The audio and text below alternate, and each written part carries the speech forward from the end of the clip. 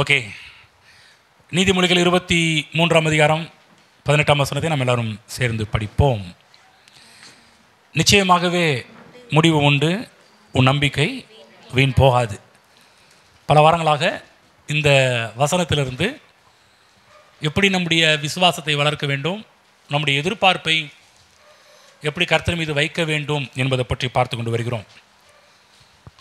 இதை பார்ப்பதற்கு முன்பாக நம்முடைய வாழ்வில் நிச்சயமாகவே முடிவு உண்டு, உன் நம்பிக்கை வீண் போகாது, நீ நம்புகிற காரியங்கள் ஒரு நாளும் வீண் போகாது. தேவன் கொடுக்கின்ற ஆசீர்வாதங்கள், தேவன் கொடுக்கின்ற வாக்கு தத்தங்கள் எல்லாமே ஆண்டவராகிய இயேசு கிறிஸ்துவை ஏற்றுக்கொண்ட ஒவ்வொருடைய வாழ்க்கையிலையும் தேவனுடைய வாக்கு தத்தங்கள் நிறைவேறக்கூடிய ஒரு ஆற்றல் உள்ளதாக இருக்கின்றது.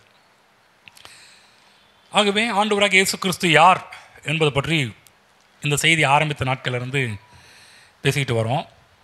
இப்பொழுதுமாய் கூட கர்த்தராகிய இயேசு கிறிஸ்துவை குறித்து ஒரு சின்ன ஒரு செய்தியை நாம் பார்த்துவிட்டு, இந்த இயேசு கிறிஸ்துவை ஏற்றுக்கொள்ளும் போது நடக்கின்ற மாற்றங்கள் தான் இப்போ நம்ம சொல்லுகின்ற இந்த வார்த்தையிலிருந்து வரக்கூடிய ஆசீர்வாதங்கள் எல்லாமே. 2 வசனத்தை முதலாவது படிப்போம், அதைத் தொடர்ந்து இன்னொரு வசனத்தை படிப்போம். எல்லோரும் எடுத்துக்கொள்வோம். ஏசாயா புஸ்தகம் 28ஆம் அதிகாரத்துக்கு திருப்பிக் கொள்வோம். ஏசாயா தீர்க்க தரிசன புஸ்தகம் 28ஆம் அதிகாரம் திருப்பிக் கொள்வோம். இயேசு கிறிஸ்துவை குறித்து தீர்க்கன் ஏசாயா விவரிக்கின்ற காரியம் என்ன என்று பார்ப்போம். 28ஆம் அதிகாரம் 16ஆம் வசனத்தை நாம் எல்லாரும் சேர்ந்து படிப்போம். ஆதலால் கர்த்தராகிய ஆண்டவர் உரைக்கிறதாவது இதோ அஸ்திபாரமாக ஒரு கல்லை நான் சீயோனில் வைக்கிறேன், அது பரீட்சிக்கப்பட்டதும் விலையேற பெற்றதும் திட அஸ்திபாரம் உள்ளதுமான மூளை கல்லாயிருக்கும், விசுவாசிக்கிறவன் பதறான். இதையே 1 பேதுரு 2ஆம் அதிகாரம் 6ஆம் வசனத்தில் இந்த தீர்க்க தரிசன வசனத்தை தான் பேதுரு பிற்காலங்களிலே தன்னுடைய நிருபத்தை எழுதும்போது எழுதி வைத்திருக்கின்றார். 2:6 அந்தபடியே இதோ தெரிந்து கொள்ளப்பட்டதும் விலையேற பெற்றதுமாய் இருக்கிற மூளைக்கல்லை சீயோனில் வைக்கிறேன், அதன் மேல் விசுவாசமாய் இருக்கிறவன் வெட்கப்படுவதில்லை என்று வேதத்திலே சொல்லியிருக்கிறது. வேதத்திலே சொல்லியிருக்கிறது என்று சொல்லி பேதுரு எந்த வேதத்தை காண்பிக்கிறார் என்றால் ஏசாயா. பொதுவாகவே இஸ்ரவேல் ஜனங்கள் நியாயப்பிரமாணத்தை வேதம் என்று அழைப்பார்கள். அப்போ இந்த இடத்துல போடப்பட்டிருக்கிறது வேதத்தில் சொல்லியிருக்கிறதே என்று சொல்லும்போது எந்த வேதம்? ஏசாயா 26:16 சொல்லப்பட்டிருக்கிறது. என்ன சொல்லப்பட்டிருக்கிறது? விலையேற பெற்றதுமாய் இருக்கிற, தெரிந்து கொள்ளப்பட்டதும் விலையேற பெற்றதுமாய் இருக்கிற மூளைக்கல்லை சீயோனில் வைக்கிறேன், அதன் மேல் விசுவாசமாக இருக்கிறவன் வெட்கப்படுவதில்லை. தேவன் இயேசு கிறிஸ்து அவர் மூளைக்கல்லாக இருக்கிறார். அது மட்டுமல்ல, எப்படிப்பட்ட மூளைக்கல்? எபேசியர் 2ஆம் அதிகாரம் 20ஆம் வசனம். எபேசியர் 2:20 எல்லா துரைத்தனத்துக்கும் அதிகாரத்துக்கும் வல்லமைக்கும் கர்த்தத்துவத்துக்கும் விண்மையில் மாத்திரமல்ல மறுமையிலும் பெயர் பெற்றிருக்கும் எல்லா நாமத்துக்கும் மன்னிக்கும். எபேசியர் 2:20ஆம் வசனம். அப்போஸ்தலர் தீர்க்கதரிசிகள் என்பவர்களுடைய அஸ்திபாரத்தின் மேல் கட்டப்பட்டவர்களுமாய் இருக்கிறீர்கள், அதற்கு இயேசு கிறிஸ்து தாமே மூளைக்கல்லாய் இருக்கிறார். அதற்கு இயேசு கிறிஸ்து தாமே மூளைக்கல்லாய் இருக்கிறார். இயேசு கிறிஸ்து மூளைக்கல், அஸ்திபாரம். கர்த்தராகிய கிறிஸ்து இயேசு அஸ்திபாரமாகிய மூளைக்கல். இது சொல்லப்போனால் அஸ்திபாரமாகிய ஒரு கல், அஸ்திபாரமாகிய ஒரு மூளைக்கல், அது கர்த்தராகிய இயேசு கிறிஸ்து சீயோனில் வைக்கிறேன். அப்போ இயேசு கிறிஸ்துவை அறிகிற அறிவு நம்முடைய வாழ்க்கையில் மிகப்பெரிய விடுதலையையும் மிகப்பெரிய வெற்றியையும் மிகப்பெரிய சமாதானத்தையும் மிகப்பெரிய ஆசீர்வாதத்தையும் கொண்டு வரக்கூடியதாக இருக்கின்றது. யார்? கர்த்தராகிய இயேசு கிறிஸ்துவை குறித்து அறிகின்ற அறிவு. இயேசு கிறிஸ்துவை பற்றி வேதம் சொல்லும்போது என்ன சொல்கிறது என்றால், அஸ்திபாரமாகிய ஒரு மூளைக்கல். எல்லாரும் சொல்லுவோம், அஸ்திபாரமாகிய மூளைக்கல். ஆமென். அஸ்திபாரமும் அவரே, மூளைக்கல்லும் அவராக இருக்கிறார். அதனால் ஒரு காரியம் புரிஞ்சுக்கங்க, ஒரு கட்டடம் அழகாகவோ அல்லது அலங்காரமாகவோ இருப்பது ரொம்ப ரொம்ப நல்லது. எந்த ஒரு பில்டிங் கட்டினாலும் எல்லோரும் விரும்புகிறது நல்லா அழகாக இருக்கணும், அலங்காரமாக இருக்க வேணும் என்பது எல்லாரும் விரும்புகிற ஒரு காரியம். ஆனால் அதை விட முக்கியமானது அது உறுதியாக இருக்க வேண்டியது அவசியமாக இருக்கிறது. கட்டடம் உறுதியாக இல்லை அப்படின்ட்டிங்கன்னா அது எவ்வளோ அழகாக இருந்தாலும் எவ்வளவு அலங்காரமாக இருந்தாலும் எந்த ஒரு பிரயோஜனமும் கிடையாது. அப்போ கட்டிடம் நன்றாக உறுதியாக இருக்க வேண்டும் என்றால் அஸ்திபாரம் உறுதியாக இருக்க வேண்டும். ஆமென். அப்போ தான் கட்டடம் நல்லா இருக்கும், நிலைத்து நிற்கும். அப்போ தான் அது நல்லா சிறப்பாக இருக்கும். மக்கள் எல்லாருமே பார்த்திங்கன்னா அழகாகவும் இருக்கணும், அலங்காரமாகவும் இருக்கணும், அதே போல் கட்டடம் நல்லா ஸ்ட்ராங்காகவும் உறுதியாகவும் இருக்க வேண்டும் என்று தான் விரும்புவார்கள். ஒருவேளை நீங்கள் அலங்காரமாக இருக்க வேண்டும் என்று விரும்பி அஸ்திபாரத்தை நீங்கள் கட்டடத்துக்கு நீங்கள் போடல, சரியாக போடல என்று சொன்னால் சீக்கிரத்தில் அந்த வீடு இடிந்து விழுந்து விடும். அதே போல் தான் மனிதனுடைய வாழ்வும் ஒரு பில்டிங்க்கு சமானமாக சொல்லப்பட்டிருக்குது. இப்போ எப்படி இந்த அஸ்திபாரம் ஒரு வீட்டுக்கு அவசியமாக இருக்குதோ அதே போல் மனிதனுடைய வாழ்க்கைக்கும் அஸ்திபாரம் ரொம்ப அவசியமாக இருக்கின்றது. இந்த அஸ்திபாரம் உறுதியாக இருந்தால் தான் வாழ்க்கை ஸ்டெடியாக இருக்கும். அநேக நேரத்தில் மக்கள் வாழ்க்கையை தொடங்குறாங்க, ஆனால் அஸ்திபாரம் இல்லாமல் வாழ்க்கையை ஆரம்பிக்கிறாங்க.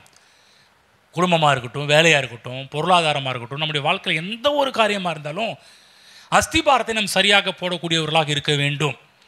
மற்ற எல்லாமே அழகாக இருக்கலாம், அலங்காரமாக இருக்கலாம், அஸ்திபாரம் இல்லைன்னா எப்படி ஒரு பில்டிங் இடிந்து விழுவதோ அதே போல் நம்முடைய வாழ்க்கையும் இடிந்து விழக்கூடிய ஒரு காரியமாக இருக்கின்றது. அதுதான் நம்முடைய அஸ்திபாரத்துக்கு பேர் கர்த்தராகிய இயேசு கிறிஸ்து.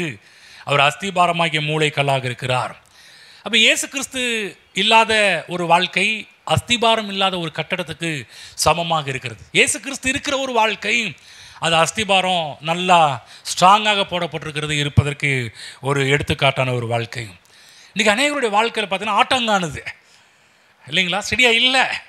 இன்றைக்கு உலகத்தில் மக்கள் நிலையற்று அலைகிறார்கள், நிலையற்று வாழ்கிறார்கள், ஸ்டெடி இல்லாமல் வாழ்ந்துட்டு இருக்கிறாங்க. ஏன்? எதனாலன்னா அஸ்திபாரமாகிய கிறிஸ்து அவர்கள் வாழ்க்கையில் இல்லாததுனால வாழ்க்கை ஸ்டெடி இல்லாமல் போய் கொண்டே இருக்கிறது. அப்போ நம்முடைய வாழ்க்கை உறுதியாக இருக்க வேண்டும் என்றால் அஸ்திபாரமாகிய கிறிஸ்துவை நாம் நம்முடைய வாழ்க்கையில் ஏற்றுக்கொண்டவர்களாக இருக்க வேண்டும். அந்த அஸ்திபாரமாகிய மூளைக்கல்லுக்கு பேர் என்ன? கர்த்தராகிய இயேசு கிறிஸ்து. இந்த உலகத்தில் பார்த்தீங்கன்னா மனிதனுடைய வாழ்க்கையை அழித்து நாசமாக்குகிற ஒரு வாழ்க்கையை அழிவின் சக்திகளாகிய பிசாசின் சக்திகள் செயல்பட்டு ஒரு மனிதனுடைய வாழ்க்கையை கெடுத்து கொண்டிருக்கிறது. நான் சொல்கிறேன், இந்த அழிவின் சக்திகளை மேற்கொள்ள வேண்டும் என்றால் இந்த உலகத்தில் நம்முடைய வாழ்க்கை உறுதியாக இருக்க வேண்டும்.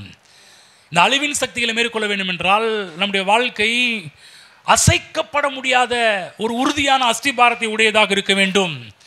இன்னும் சொல்லப்போனால் அழிவின் சக்திகள் நம்முடைய வாழ்க்கையை மேற்கொள்ளக்கூடாது என்றால் நாம் இயேசுவாகிய அஸ்திபாரத்தின் மீது, மூளைக்கல்லாகிய அஸ்திபாரமாகிய மூளைக்கல்லின் மீது நம்முடைய வாழ்க்கையை கட்டக்கூடியவர்களாக இருக்க வேண்டும் என்று தான் வேதம் புத்தகத்தில் அதிகமாக சுவிசேஷங்களில் நம்ம அதிகமாக பார்க்கின்றோம்.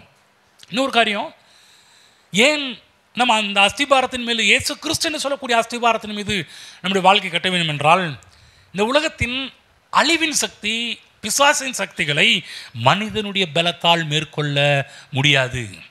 நல்லா புரிஞ்சுக்க, இருக்கிற ஒவ்வொருவரும் அழிவின் சக்திகள் பிசாசின் சக்திகளை இப்போ இருக்கிற மனுஷ பலத்தால் மேற்கொள்ள முடியாது.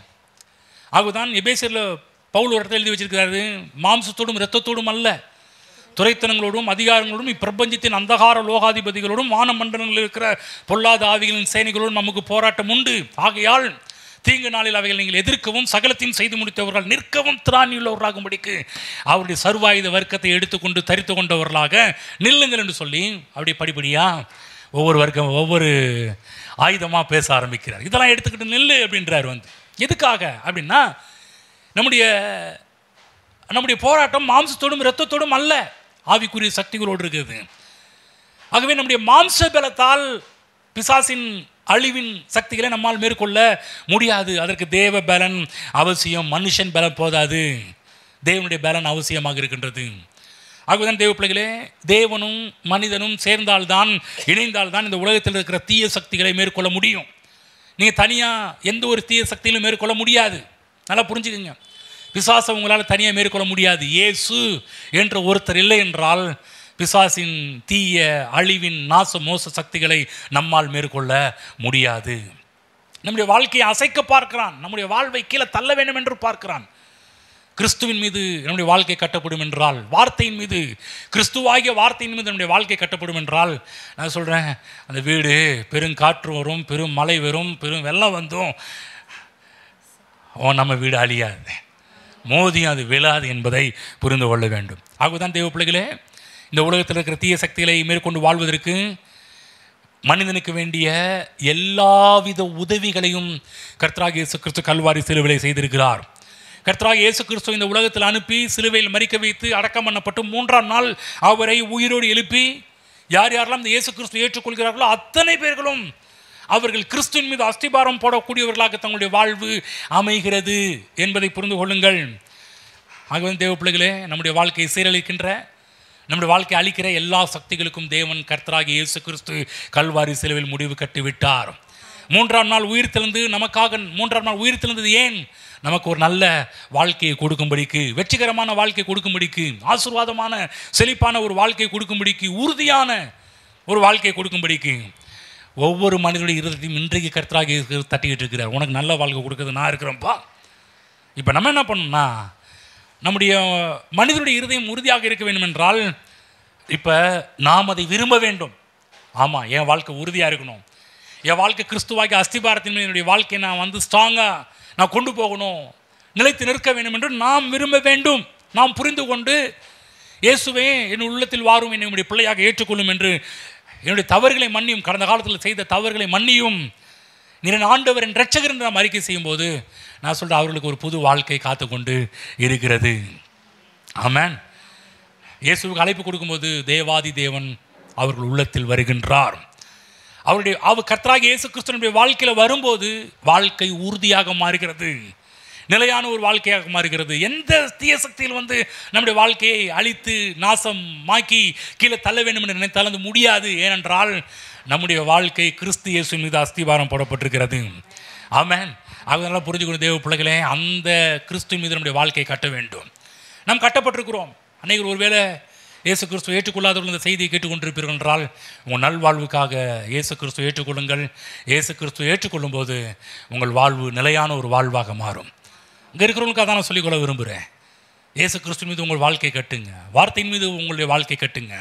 உங்கள் வாழ்க்கை நிலையாக இருக்கும். உங்கள் வாழ்க்கை எந்த தீய சக்திகளும் அழிக்க முடியாது. நம்ம தனியாக எந்த ஒரு காரியத்தையும் செய்ய முடியாது. இயேசு கிறிஸ்து சொல்கிறார், என்னை இல்லாமல் உங்களால் ஒன்றும் செய்ய முடியாது. தேவன் இல்லாமல், இயேசு இல்லாமல் நம்மால் ஒன்றும் செய்ய முடியாது. அப்போ இயேசு கிறிஸ்துவை ஏற்றுக்கொண்ட மக்களாகிய நமக்கு பாருங்க, இந்த வாழ்க்கைக்குள்ளே வரணும்னா முதலாவது இயேசு கிறிஸ்துவை ஏற்றுக்கொள்ளணும். ரெண்டாவது, அப்படி இயேசு கிறிஸ்துவை ஏற்றுக்கொண்ட மக்களாகிய நமக்கு தான் இந்த பூமியிலேயே கர்த்தர் நல் வாழ்வை ஆயத்தம் செய்து வைத்திருக்கிறார். இன்னும் சொல்லப்போனால் நல்ல எதிர்காலத்தை வைத்திருக்கிறார். இங்கு நீதிமொழி எழுதின ஞானி சொல்கின்றார், நிச்சயமாகவே முடிவு உண்டு, உன் நம்பிக்கை வீண் போகாது. இதுதான் நம்ம பேசிட்டு வரோம். யாருக்கு? இயேசு கிறிஸ்துவை ஏற்றுக்கொண்டு ஒவ்வொருவருக்கும். நல்லா புரிஞ்சுக்கணும், என் நம்பிக்கை வீண் போகாது. நீ எந்த காரியத்தை நம்பி இங்கே வந்திருக்கிறீர்களோ, கர்த்தருடைய ஆவியானவர் உங்களை பார்த்து சொல்கிற ஒரு காரியம், நீ எந்த காரியத்தை நம்பி வந்திருக்கிறியோ உன் நம்பிக்கை வீண் போகாது. ஆமென். நம்பிக்கை கர்த்தர் மீது வைங்க, எதிர்பார்ப்பை கர்த்தர் மீது வையுங்கள். வேற எந்த காரியத்தின் மீது எதிர்பார்ப்பை வைத்து விடாதீர்கள். இன்னைக்கு மனிதர்கள் நமக்கு உதவி செய்யலாம், ஆனால் எந்த மனிதனும் கிறிஸ்து கிடையாது. நல்லா புரிஞ்சுக்கணும். இன்னைக்கு நமக்கு உதவி செய்கிறது எல்லாமே கர்த்தர் மனிதர்களை கொண்டு தான் கர்த்தர் நமக்கு செய்து கொண்டிருக்கிறார். ஆனால் எந்த மனிதனாவது நமக்கு உதவி செய்வார் என்றால் முழுக்க முழுக்க நம்முடைய கண்களை அவர்கள் மீது வைத்து விடக்கூடாது. நம்முடைய கண்களை கிறிஸ்துவின் மீது வைப்போம், தேவன் மீது வைப்போம். நான் சொல்கிறேன், நமக்கு சப்போர்ட் பண்ணுறவங்க நம்மளை விட்டு போகலாம், தேவன் நம்மை விட்டு போவது கிடையவே கிடையாது. போன வாரம் ஆபிரகாமை பற்றி பேசி முடித்தோம். எதிர்பார்ப்பை கர்த்தர் மீது வைத்தார், வார்த்தையின் மீது வைத்தார். ஆகவேதான் பாருங்கள், அவர் சொல்கிறார், வேலைக்காரன் சொல்ல, நாங்கள் போயிட்டு ஆண்டவர் தொழுது கொண்டுட்டு நானும் பிள்ளையானும் திரும்பி வருவோம். எப்படிப்பட்ட எதிர்பார்ப்பு தேவன் மீது. பையன் கேட்குறாங்க, அப்பா எல்லாம் ரெடியாக இருக்குதுப்பா, பலிக்கு எங்கே மிருகம், எங்கே அதுக்கு பலிக்கான காரியம் எங்கே கேட்கும்போது அவர் சொல்கிறாரு, கர்த்தரை பார்த்துக்கொள்வார் வா அப்படின்னு சொல்லி கூட்டிகிட்டு போகிறார். அங்கே உட்காந்து அழுதுகிட்டு இருக்குல்ல, தம்பி மகனே நீ மன்னிச்சிருப்பா, இந்த ஆண்டவர் நீ தான் சொல்லிட்டாருப்பான்னு சொன்னால் கொஞ்சம் கவனமாக கேளுங்க. ஒருவேளை ஆபிரகாம் ஒருவேளை கர்த்தர்கிட்ட இந்த ஈசாக்கிட்ட விஷயத்தை போட்டு உடைச்சிருப்பாருனா, சரியாக கொலகார பாவி அப்பா, என்னடா அப்பா நீ அந்த ஆண்டவர் சொல்கிறாருன்றதுக்காக அப்படியே அப்பட்டமாக நம்பி அப்படியே எப்படா நம்ம இன்னைக்கு மட்டும் நான் உன்னை தானே கொலை பண்ண போகிறேன், உன்னை தானே கர்த்தரை நான் பலியாக கொடுக்க போகிறேன்னா இன்றைக்கி பிள்ளைங்க ஒத்துக்குவாங்களா? என்னடா நம்மளை அந்த நேரத்தில் மரியாதை இல்லாமல் பேச ஆரம்பிச்சிடுவாங்க பிள்ளைங்க. எல்லாம் அப்பாவாடா, இதுக்கு தான் நீ பித்தியாடா, இதுக்கு தான் எல்லாம் காத்திருந்து எப்போ போடலான்னு வெயிட் பண்ணிட்டு இருக்கிறியா? இந்த செய்தியை திருச்சியில் பேசிட்டு இருந்தால் ஒருத்தர் சொன்னார் பாருங்க, பேசிட்டு இருக்கும்போது சொல்கிறாரு, ஒருத்தர் சொல்கிறாரு, அவனே ஆபிரகாமை போட்டுட்டு அவன் தப்பிச்சிருப்பான் பாஸ்டர் அப்படின்னாரு. ஏன்னா ஆபிரகாம் வேற கொஞ்சம் வயசில் கொஞ்சம் மூத்தவராக இருந்தாலும் இவன் கொஞ்சம் டீனேஜ், அந்த டைம் அந்த வயசு தான், கொஞ்சம் இளம் ரத்தம் தான். இன்றைக்கி சின்ன பிள்ளைங்களாம் பயங்கரமான, இன்னைக்கு இந்த உலகத்தில் க்ரைம் உலகத்தில் பார்த்தீங்கன்னா நிறைய கொலைகளை சின்ன பிள்ளைங்க தான் பண்ணுறாங்க. ஏன்னா அவங்களுக்கு கேஸ் போட முடியாதுன்னு அவங்கள வச்சு தான் இன்றைக்கி பெரிய தாதாக்கள்லாம் அவங்கள வச்சு தான் பல வேலைலாம் பண்ணிகிட்டு இருக்கிறாங்க பாருங்கள். அந்த நேரத்தில் பாருங்கள், ஒருவேளை நம்ம ஆபிரகாம் என்னடா என்ன ஐயா அப்பா அப்படின்னு சொல்லிட்டு இவர் எதாவது பண்ணியிருந்தாருன்னா வேலை வேறு மாதிரி முடிச்சிருக்கோம். ஆனால் முழுக்க முழுக்க முழுக்க நம்பிக்கையை கர்த்தர் மீது வைத்திருந்தார். ஷேர் பண்ணல, மனைவிட்டையும் ஷேர் பண்ணல, பிள்ளைகளையும் ஷேர் பண்ணல, வேலைக்காரட்டையும் ஷேர் பண்ணல. யோசிச்சு பாருங்க, அந்த ஒரு பயம், கர்த்தருக்கு கீழ்ப்படுகின்ற கீழ்ப்படிதல், கர்த்தருக்கு பயப்படுற பயம். அப்போ தேவதூதன் சொல்கிறார், இப்போ தெரியுது ஆபிரகாம் நீ யார், நீ தேவனுக்கு கீழ்ப்படுகிறவன் என்றும் கர்த்தருக்கு பயப்படுகிறவன் என்பதை நான் இப்போ தெரிஞ்சுக்கிட்டேன். இப்போ உன் பிள்ளைங்க மேலே கையை போடாத, இங்கே பார், நீ என்ன விசுவாசிச்சு வந்த, நீ என்ன எதிர்பார்த்து வந்த, நீ எதை நம்பி வந்த. இவன் செத்தாலும் இவன் இந்த சாம்பல்லேருந்து எனக்கு ஒரு பிள்ளையை கொடுப்பார் என்று எதிர்பார்த்து வந்தே அல்லவா, இல்லாதவர்கள் இருக்கிறவர்களை போல அழைக்கிற தேவன் என்று சொல்லி என்னை நம்பி வந்த அல்லவா. கர்த்தர் அவனுக்காக பாருங்க, ஆபிரகாம் பற்றி அறிந்த தேவன் முன்கூட்டியே ஆட்டை அனுப்பிட்டார். 3 நாளைக்கு இவர் வரத்துக்கு முடியும் ஆட்டை முன்கூட்டியே அனுப்பிட்டார், நீ போய் அங்கே ஸ்டே பண்ணு. அங்கே கூட பாருங்கள் கர்த்தர் எவ்வளவு கரெக்டாக பெர்ஃபெக்டாக பண்ணுறாரு பாருங்கள். இந்த கொம்பு தான் முள்ளுல சிக்கனமே பண்ணியிருந்தார். ஏன்னா அந்த இடத்துல அந்த ஆடானது கிறிஸ்துவை குறிக்கின்றது, இயேசுவை குறிக்கின்றது. உன் மகனை பலியிடாத, உன் மகனுக்கு பதிலாக என் மகனை பலியிட போகிறேன். ஏன்னா கொம்புல முள்ளுப்பட்டா ஒரு பிரச்சனை கிடையாது, சரீரத்தில் முள்ளுப்பட்டா அது காயப்பட்ட ஒரு விலங்காக மாறிடும். அப்போ காயப்பட்ட விலங்காக இருந்துச்சுன்னா கிறிஸ்துவை ஒரு பாவம் உள்ளவராக காண்பித்து விடுவோம். ஆகதான் ஒரு பாவமற்றவர், அந்த பலி பரிசுத்தமானது, அந்த பலியில் எந்த குற்றமும் இல்லை என்பதை ப்ரூஃப் பண்ணுறது தான் கர்த்தர் சரீரத்தில் எந்த கீரல் விழாமல் தலையில் முள் சிக்கும்படி கர்த்தர் செய்திருக்க. எவ்வளவு கர்த்தர் ஞானி, எவ்வளவு பெர்ஃபெக்டாக தேவன் பண்ணி வைத்திருக்கிறார் என்பதை நினைத்தால் நமக்கு ரொம்ப ஆச்சரியமாக இருக்குது. கிறிஸ்துவ முன்னாடி நமக்காக என்னது காமிக்கிற, கிறிஸ்துவ நமக்காக முன்கூட்டியே அனுப்பிவிட்டார். எது இயேசு கிறிஸ்து இப்போ வந்தவர்ல, நமக்கு முன்னாடியே வந்தவர். இயேசு கிறிஸ்து ஆதாமுக்கு முன்னாடியே அங்கேயே பைபிளில் போடப்பட்டிருக்குது. வெளிப்படுத்தும் விசேஷத்தில் யோவான் எழுதுறாரு, உலக தோற்றத்துக்கு முன்பாகவே அடிக்கப்படும் தேவ ஆட்டுக்குட்டி. ஆமென். இயேசு கிறிஸ்து இப்போ பிளான் பண்ணப்பட்டவர் கிடையாது, உலக தோற்றத்திற்கு முன்பாகவே. எப்படி ஆதாம் வரத்துக்கு முன்னாடியே தேவன் ஆட்டை ரெடி பண்ணி வச்சிருந்தாரோ, நான் சொல்கிறேன் நம்ம வரத்துக்கு முன்னாடி தேவன் ஆட்டை ஆயத்தம் பண்ணி வச்சிருக்கிறாரு. இன்னைக்கு உங்கள் தேவைகள் எல்லாவற்றையும் முன்கூட்டி ஆயத்தம் பண்ணி வைத்திருக்கிறார். நம்ம விசுவாசம், நம்ம நம்பிக்கை அவருடைய வார்த்தையின் மீதும் அவர் மீதும் இருப்பதாக. நிச்சயமாகவே முடிவு உண்டு. உன் நம்பிக்கை வீண் போகாது, நம்பிக்கை வீண் போகாது. நீ எந்த வார்த்தையை நம்பி வந்திருக்கிறீங்க, தேவன் உங்களோட பேசியிருப்பார், ஏராளமான வார்த்தைகளை பேசியிருப்பார். நான் சொல்கிறேன், நீங்கள் சோர்ந்து போகாதீர்கள். தேவனே நீர் சொன்னீர் என்றால் நிச்சயம் நடக்கும். தேவ பிள்ளை, நான் உங்களுக்கு இங்கே உட்காந்து சொல்கிறேன், இங்கே வந்திருக்கிற நீங்கள் எந்த வார்த்தை, இந்த வேதத்தில் சொல்லப்பட்ட எந்த வார்த்தையை நீங்கள் நம்பி வந்திருக்கிறீர்களோ அந்த வார்த்தை நிச்சயம் உங்கள் வாழ்க்கையில் நிறைவேறுவதை பார்ப்பீர்கள். ஆமென். நல்லா புரிஞ்சுக்கணும். நமக்கு தேவன் எப்படி நம்முடைய தேவைகளை வார்த்தையை கொடுக்கிறார். எப்போ போனாலும் கர்த்தர் எப்படி உங்களுக்கு தேவைகளை சந்திக்கிறாரு. ஒரு 500 நோட்டு கட்ட தூக்கி போகிறவர் கிடையாது. உங்களுக்கு தேவையா வார்த்தையை தான் முதல்ல கொடுப்பார். இப்போ நம்ம வார்த்தையை பிடித்து கொள்ள வேண்டும், வார்த்தையிலிருந்து எதிர்பார்க்க வேண்டும். ஆமென். படிப்போம். எபிரேயர் 10ஆம் அதிகாரம் போவோம். 23ஆம் வசனம் படிங்க. எபிரேயர் 10:23. அல்லாமலும் நம்முடைய நம்பிக்கையை அறிக்கையிடுகிறதில் அசைவில்லாமல் உறுதியாய் இருக்க கடவோம். வாக்குத்தத்தம் பண்ணினவர் உண்மையுள்ளவராய் இருக்கிறாரே. ஆமென். சொல்றாரு, அசைவில்லாமல் நம்முடைய நம்பிக்கையை, நம்ம எதை நம்பி வந்திருக்கிறோம் அதை அறிக்கையிடுகிறதில் அசைவில்லாமல் உறுதியாக இருக்க கடவோம். ஆமென். திரும்ப சொல்றேன், நீங்கள் இந்த இடத்துக்கு வந்திருக்கிறது இந்த வேதத்தில் சொல்லப்பட்ட எந்த வசனத்தை நம்பி நீங்கள் வந்திருக்கீங்க எனக்கு தெரியாது. ஆனால் இன்றைக்கி நான் உங்களுக்கு சொல்கிறேன், நீங்கள் எந்த வசனத்தை நம்பி வந்திருக்கிறீர்களோ அந்த வசனத்தை அறிக்கையிடுவதில் உறுதியாக, அசைவில்லாமல் உறுதியாக இருக்க கடவோம். ஏனென்றால் வாக்குத்தத்தம் பண்ணினவர் உண்மையுள்ளவராய் இருக்கிறாரே. புரியுதா? என்ன சும்மா ஏதோ வந்தீங்களா? ஏதோ நீங்கள் ஞாயிற்றுக்கிழமை போகணும் இல்லைங்க, ஞாயிற்றுக்கிழமை ஏதோ போகணும் வந்திருக்கீங்களா? இல்லை எதிர்பார்த்து வந்திருக்கிறீர்களா? நான் கேட்குறேன் உங்களை பார்த்து, ஏதோ நீங்கள் ஞாயிற்றுக்கிழமை சர்ச்சுக்கு போகணும் வந்திருக்கிறீங்களா? இல்லை எதிர்பார்ப்போடு வந்திருக்கிறீர்களா? நான் சொல்ல எதிர்பார்ப்போடு வாங்க. தேவன் கொடுத்த வாக்குத்தத்தங்கள் நிறைவேற்ற வல்லவராக இருக்கிற நீங்கள் என்னென்ன வாக்குத்தத்தம் எனக்கு தெரியாது, உங்களுக்கு கர்த்தர் என்ன வாக்குத்தத்தம் கொடுத்தாரு எனக்கு தெரியாது. ஆனால் உங்களுக்கு தெரியும் தேவன் உங்களோடு இந்த வாரத்தில் என்ன வசனத்தோடு இடைப்பட்டு கொண்டிருக்கிறார், அல்லது இன்றைக்கு எந்த வசனத்தோடு உங்களோடு இடைப்பட்டு கொண்டிருக்கிறார் என்றது உங்களுக்கு தெரியும். கர்த்தர் சொல்கிறார், அதை பிடிச்சிக்க, அதை அசைவில்லாமல் அறிக்கை அடிக்கிறதுல அசைவில்லாமல் உறுதியாயிரு. தேவன் என்ன சொல் வாக்கு தத்துவம் பண்ண உண்மையுள்ளவராக இருக்கிறார். என்ன சொல்கிறாருன்னா, என்னத்தை நீ அறிக்கையிடுறியோ அது உன் வாழ்வில் நிறைவேறுவதை நீ பார்ப்ப, நீ காண்பாய். தேவனுடைய வார்த்தை உன் வாழ்க்கையில் அப்படி நிறைவேறுவதை நீங்கள் பார்ப்பீர்கள். ஆமென். பாருங்கள், வியாதியின் மத்தியில் எதை நம்பணும்? வியாதி வந்துருச்சு, இப்போ எதை வந்தணும், எதை நம்பணும்? எதை டாக்டருங்க நம்ம சொல்லுவோம், எதை யாராவது டாக்டர் இருந்தால் சொல்லுங்கள் பாஸ்டர், ஏதாவது டாக்டர் இருந்தால் சொல்லுங்கள், ரெஃபர் பண்ணுங்கள், நாங்கள் போய் அவங்கள போய் பார்க்குறோம், இவங்கள போய் பார்க்குறோம். நான் சொல்கிறேன், ஒரு பெஸ்ட்டு டாக்டர் இருக்கிறார், அவர் பேர் ராஃபா டாக்டர், எகோவா ராஃபா. அவர் மூலமே நம்புங்க, அவர் சொன்ன வார்த்தைகளை நம்புங்க. அவருடைய காயங்களால், இயேசுவின் காயங்களால் நான் சுகமானேன் என்று நீங்கள் நம்புங்கள். பிரச்சனைகளை அறிக்கை செஞ்சுக்கிட்டு இருக்கக்கூடாது.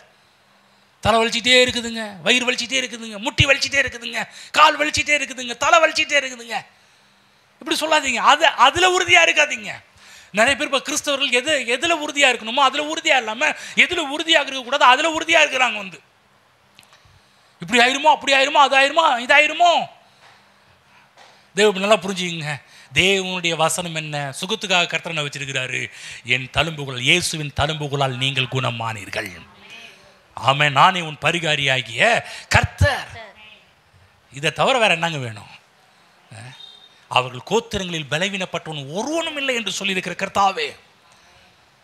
ஆட்டுக்குட்டியின் ரத்தத்துக்கு அவ்வளோ பவர் இருக்குன்னா, இயேசு கிறிஸ்துவின் விலையேற பெற்ற ரத்தத்தினால் மீட்கப்பட்டவர்கள், கிறிஸ்துவினால் மீட்கப்பட்டவர்கள், அப்போ நமக்கு எவ்வளோ பவர் இருக்கும் என்பதை சிந்தித்து பாருங்கள். நம்ம என்ன பண்ணிடுறோம்? இந்த ஆற்றுல ஒரு கால் சேத்துல ஒரு கால் எப்போதுமே இருமனமாகவே குந்தி குந்தி நடந்து விட்டுருக்குறோம். இந்த நம்ம சரீரம் என்ன சொல்லுது அதையும் நம்ம பேசுகிறோம்.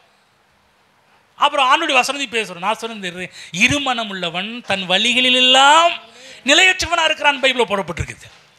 உங்கள் சரீரம் சொல்கிறதையும் கேட்டுட்டு வசனம் சொல்கிறதையும் கேட்டு அப்படி இல்லை, வசனம் தான் எங்கள் அப்பா சொல்லிட்டார், நிச்சயம் இது நிறைவேறும், அவர் சொல்லிட்டார். இப்போ நீங்கள் என்ன பண்ணணும்? இதை எதிர்பார்ப்பை கர்த்தருடைய வார்த்தையில் வைக்கணும். பணப்பிரச்சனை வருது, பணப்பிரச்சனை எதை அறிக்கை செய்ய போகிறீங்க? கடன் கொடுத்து கடன் மேலே கடன், அப்படியே கடன் பிரச்சனை இருக்கலாம், எதை அறிக்கை செய்கிறீங்க? பிரச்சனை அறிக்கை செய்யணும். இன்றைக்கி என்ன பண்ண போகிறது தெரியலையே, யாரும் நிற்க போகிறான்னு தெரியலையே, எப்படி பண்ண போகிறேன்னு தெரியலையே அப்படின்னு கலைங்க. அதில் உறுதியாக இருக்கிறீங்களா? இல்லை, என் தேவன் தம்முடைய ஐஸ்வர்யத்தின்படி என் குறைவுகள் எல்லாவற்றையும் அவருடைய மகிமையின் ஐஸ்வர்யத்தின்படி நிறைவாக்க போகிறார் என்று அப்படி நீங்கள் அறிக்கையிட போகிறீர்களா? ஆமென். ஐஸ்வர்யத்தை சம்பாதிக்கிறதுக்கு பலனை எனக்கு தருகிறவர் என்று அறிக்கையிட போகிறீர்களா? அதில் எதிர்பார்ப்பு வைக்க போகிறீர்களா? கர்த்தரின் ஆசீர்வாதமே ஐஸ்வர்யத்தை தரும் என்று சொல்லப்பட்டிருக்கிறதே, அதில் நம்முடைய கவனத்தை வைக்க போகிறீர்களா? அல்லது நம்ம இவங்க தருவாங்களா, அவங்க தருவாங்களா, எல்லாத்தையும் மூவ் பண்ணியாச்சு, எல்லாத்தையும் வாங்கியாச்சு, இன்னும் வேறு யார்கிட்ட வாங்கணும் அப்படி யோசிச்சுட்டு இருக்கிறோமா? இல்லை பண தேவைகளை குறித்து யார்கிட்டையும் புலம்பிக்கிட்டு இருக்கிறோமா? நெகட்டிவாக பேசிகிட்டு இருக்கிறோமா? அவ்வளோதாங்க வாழ்க்கை, இனிமேல் அவ்வளோ அப்படின்னு பேசிகிட்டு இருக்கிறோமா? அதில் உறுதியாக இருக்காதீங்க. தேவனுடைய வார்த்தை எப்படி சொல்லப்பட்டிருக்கு? இதுதான் என் வாழ்வில் நடக்கும். கர்த்தரின் மெய்ப்பராக இருக்கிறவர்களும் எனக்கு ஒரு நன்மையும் குறைவுபடவே படாது. ஆமென். என்ன சொல்கிறேன் உங்களுக்கு புரிஞ்சுச்சுங்களா? எதில் உறுதியாக இருக்கணும்? தேவனுடைய வார்த்தையில் உறுதியாக இருக்க வேண்டும். அன்றைய நேரத்தில் நம்ம என்ன தொய்ந்து போயிடுறோம். தேவனுடைய வார்த்தையில் உறுதியாக இருக்கிறது கிடையாது. நம்ம நம்பிக்கையை அறிக்கையிடுகிறதில் நம்முடைய எபிரேய ஆக்கின்னு சொன்னார் இல்லையா, நம்முடைய நம்பிக்கையை அறிக்கையிடுகிறதில் அசைவில்லாமல் உறுதியாய் பக்கம் சொல்லுங்க, அசைந்து போகாதீர்கள். ஆமென். கொஞ்சம் வரும், அசைவெல்லாம் வராதுன்னு சொல்ல வரும், ஆனால் அசைவில்லாமல் உறுதியா இருக்க வேண்டும். நம்ம மனிதர்கள் தானே, கடவுள் கிடையாது. மனிதர்களாக இருக்கிறவங்க கொஞ்சம் கஷ்டங்கள் வராது செய்யும், ஆனாலும் செடியாக இருக்கும். இல்லை, என் தேவன் நல்லவர், என் தேவன் நிறைவேற்ற வல்லவராக இருக்கிறார். ஆமென். பழைய ஏற்பாட்டு காலத்தில் இந்த சம்பவத்தை ஏற்கனவே படிச்சிருக்கோம், இருந்தாலும் போயிட்டு வருவோம். மோசஸ் 12 வேவுகாரரை கானான் தேசத்துக்கு அனுப்புகிறாரு. 40 நாள் 12 பிரபுக்கள், கோத்திரத்துக்கு ஒரு தலைவனாக தேர்ந்தெடுத்து 12 பிரபுக்களை, கோத்திர பிரபுக்களை மோசஸ் கானானுக்கு அனுப்புகிறாரு. இவங்க போகிறாங்க, வேவு பார்க்குறார்கள். அதாவது வேத வல்லுநர்கள் முதல் யூத மொசாட் பிரிவு, மொசாட் இன்னைக்கு அதாவது யூதருடைய உளவுத்துறை பேர் மொசாட் பாருங்க. இஸ்ரேலில் முத யூத மொசாட் பிரிவு இங்கே தான் உருவாச்சு அப்படின்றாங்க. எந்த இடத்துல? மோசஸ் தான் அந்த மொசாட்டை உருவாக்குனார் அப்படின்றாங்க. 12 வேவுகாரர்கள். எப்போதுமே இஸ்ரேல் ஒருத்தனை தாக்குன்னா வேவுகாரனை முதல்ல உள்ள அனுப்புவான். இன்றைக்கி இதே ஃபார்மெட்டில் தான் இன்றைக்கும் இஸ்ரேல் செயல்பட்டு கொண்டிருக்குது. உங்களுக்கே தெரியாது அவன் வேவுகாரன் இங்கே இருக்கிறான், இந்தியாவில் இருக்கிறான், கரெக்டாக ஆள் அனுப்புவான். யாருக்குமே தெரியாது. கரெக்டாக வேவு பார்ப்பான். கரெக்டாக வேவு பார்த்து கரெக்டாக டக்கு டக்குன்னு எல்லாத்தையுமே நவுத்திட்டு போயிட்டே இருப்பானுங்க. இங்கே ஒரு மொசாட்டை அனுப்புகிறாரு, உளவுத்துறை அனுப்புகிறாரு, வேவு பார்க்குறதுக்கான ஒரு டீமை அனுப்புகிறார். 40 நாட்கள் இவங்க வேவு பார்க்குறாங்க. 40 நாட்கள் வேவு பார்த்துட்டு இவங்க என்ன பேசுகிறாங்கன்னா, பேசி கொஞ்சம் வித்தியாசமாக இருக்குது. 13ஆம் அதிகாரம் திருப்பிக் கொள்வோம். மன்னிக்கவும், 14ஆம் அதிகாரம், 13 தான், 13ஆம் அதிகாரம் நான் படிக்கிறேன். என்னாகமம் 13ஆம் அதிகாரம், என்னாகமம் 13ஆம் அதிகாரம் நான் படிக்கிறேன், கொஞ்சம் கேளுங்க. பின்பு 13ஆம் அதிகாரம் 23ஆம் வசனம், அதுக்கு முன்னாடி 22ஆம் வசனத்திலிருந்து. தெற்கையும் சென்று எப்ரோன் மட்டும் போனார்கள். அங்கே ஏனாக்கின் குமாரராகிய அகிமானும் சேசாயும் தல்மாயும் இருந்தார்கள். எப்ரோன் எகிப்துள்ள சோவானுக்கும் 7 வருஷத்திற்கு முன்னே கட்டப்பட்டது. பின்பு அவர்கள் எஸ்கோல் பள்ளத்தாக்கு மட்டும் போய் அங்கே ஒரே குலையுள்ள ஒரு திராட்சை கொடியை அறுத்தார்கள். அதை ஒரு தடியிலே 2 பேர் கட்டி தூக்கி கொண்டு வந்தார்கள். மாதுளம் பழங்களிலும் அத்தி பழங்களிலும் சிலவற்றை கொண்டு வந்தார்கள். அதாவது ராட்சத கொலை, ராட்சத திராட்சை கொலை. நம்ம ஊரில் நம்ம திராட்சை பழம் பார்த்திங்கன்னா சின்ன பிள்ளைங்க கூட எடுத்து தூக்கி போட்டுரும். அந்தளவுக்கு சின்னது, அவ்வளோ லேஸு, யார் வேணும் தூக்கலாம், ஈஸியாக தூக்கிடலாம். ஆனால் எஸ்கோல் பள்ளத்தாக்கிலே கானான் தேசத்தில் விளைந்த திராட்சை பழம் ஒரு ராட்சத குலை உள்ள திராட்சை பழம். இது அதை அறுத்துட்டு வராங்க பாருங்க. 2 பேர் கட்டி தூக்கிட்டு வராங்க. அதாவது அந்த கனிகளை பார்த்தாலே எதுக்காக அதெல்லாம் பார்க்க வச்சாங்க? ஒரு விசுவாசம் வரும்ன்றதுக்காக. ஓ, நம்ம ஊரில் கூட திராட்சை பழம் இப்படி, ஆனால் இந்த ஊரில் பாரு திராட்சை பழமே ஒரு ஆப்பிள் சைஸுக்கு இருக்குது. யோசிச்சு பார்த்தீங்களா? இப்போ கூட இந்த ஆஸ்திரேலியன் திராட்சைன்னு வருது பாருங்க, அது பெருசாக இருக்கும். அதை விட பெருசு இது. நான் ஒரு டைம் இந்த ஆஸ்திரேலியன் திராட்சை பழத்தை, பரவாயில்லையே இதை விட கொஞ்சம் பெருசாக இருக்குது திராட்சை பழம், நம்ம ஊர் திராட்சை பழத்தை காட்டிலும். ஆனால் அதுவே டேஸ்ட் கொஞ்சம் கம்மி. நம்ம ஊர் திராட்சை பழத்தை காட்டிலும் அந்த டேஸ்ட்டு கொஞ்சம் சைஸ் தான் பெருசு, ஆனால் டேஸ்ட்டு கொஞ்சம் கம்மியாக இருக்கும். நம்ம ஊர் பன்னீர் திராட்சையை சாப்பிட்டாலும் அவ்வளவு டேஸ்ட்டாக இருக்கும். இன்னும் கொஞ்சம் கொட்டதாக இருக்கும், வேறு ஒன்றும் இல்லை, ஆனால் டேஸ்ட்டாக இருக்கும். ஆனால் நான் சொல்கிறேன், நம்ம ஊர் திராட்சை பழத்தை விட கானானில் வளர்கிற திராட்சை பழத்துக்கு மவுஸ் அதிகம். ஆமேன். நல்லா புரிஞ்சுங்க. கொண்டு வராங்க. எதுக்காக? இவங்களுக்குள்ள விசுவாசம் வருன்றதுக்காக தான். நீ போய் சுற்றி பார்த்து வந்த கானான் தேசம் சாதாரணமான ஒரு தேசம் அல்ல என்பதை காண்பிப்பதற்காக தேவன் இப்படிப்பட்ட காரியத்தெல்லாம் பண்ணுறாரு. ஆனால் 10 பேரும் நல்லா சொல்கிறாங்க பாருங்க. படிக்கிறேன் பாருங்க. 25 24. இஸ்ரேல் புத்திரர் அங்கே அறுத்த திராட்சை கொலை நிமித்தம் அவ்விடம் எஸ்கோல் பள்ளத்தாக்கு எனப்பட்டது. அவர்கள் தேசத்தை சுற்றி பார்த்து 40 நாள் சென்ற பின்பு திரும்பினார்கள். அவர்கள் பாரான் வனாந்தரத்தில் இருக்கிற காதேசுக்கு மோசே, ஆரோன் என்பவர்களிடத்திலும் இஸ்ரேல் புத்திரராகிய சபையார் எல்லாரிடத்திலும் சேர்ந்து அவர்களுக்கும் சபையார் அனைவருக்கும் சமாச்சாரத்தை அறிவித்து தேசத்தின் கனிகளை அவர்களுக்கு காண்பித்தார்கள். எல்லாருக்கும் அப்பாடு எவ்வளோ பெரிய திராட்சை பழம் போடுறா, கொலையை போடுறா, 2 பேரை தூக்கிட்டு வராங்க. அவர்கள் மோசையை நோக்கி, நீர் எங்களை அனுப்பின தேசத்துக்கு நாங்கள் போய் வந்தோம். நீர் சொன்னபடி அது பாலும் தேனும் ஓடுகிற தேசம்தான். சார், மோசஸ் மாஸ்டர், சூப்பர், அடங்கியா, சூப்பராக எடுத்து கூட்டி போய் நல்ல நீ சொன்ன மாதிரியே, தேவன் சொன்ன மாதிரியே நலமும் விசாலம் சொல்கிறாங்க. கரெக்டு மோசஸ், தேவன் சொன்ன மாதிரியே எங்களை அந்த இடத்தான் கூட்டி போறீங்கன்னு அதோட நிப்பாட்டி இருக்கணும் பாருங்க. தேசம்தான் இது அதனுடைய கனி, இதோட ஃபுல் ஸ்டாப் நிப்பாட்டி இருக்கணும். ஆனாலும் நீ எங்கெல்லாம் பட்டு போடுறீங்களோ அன்னைக்கு என்ன நடக்குன்னே தெரியாது. இருந்தாலும் பிரதர் நம்ம ஆனாலும் போகிறது கிடையாது.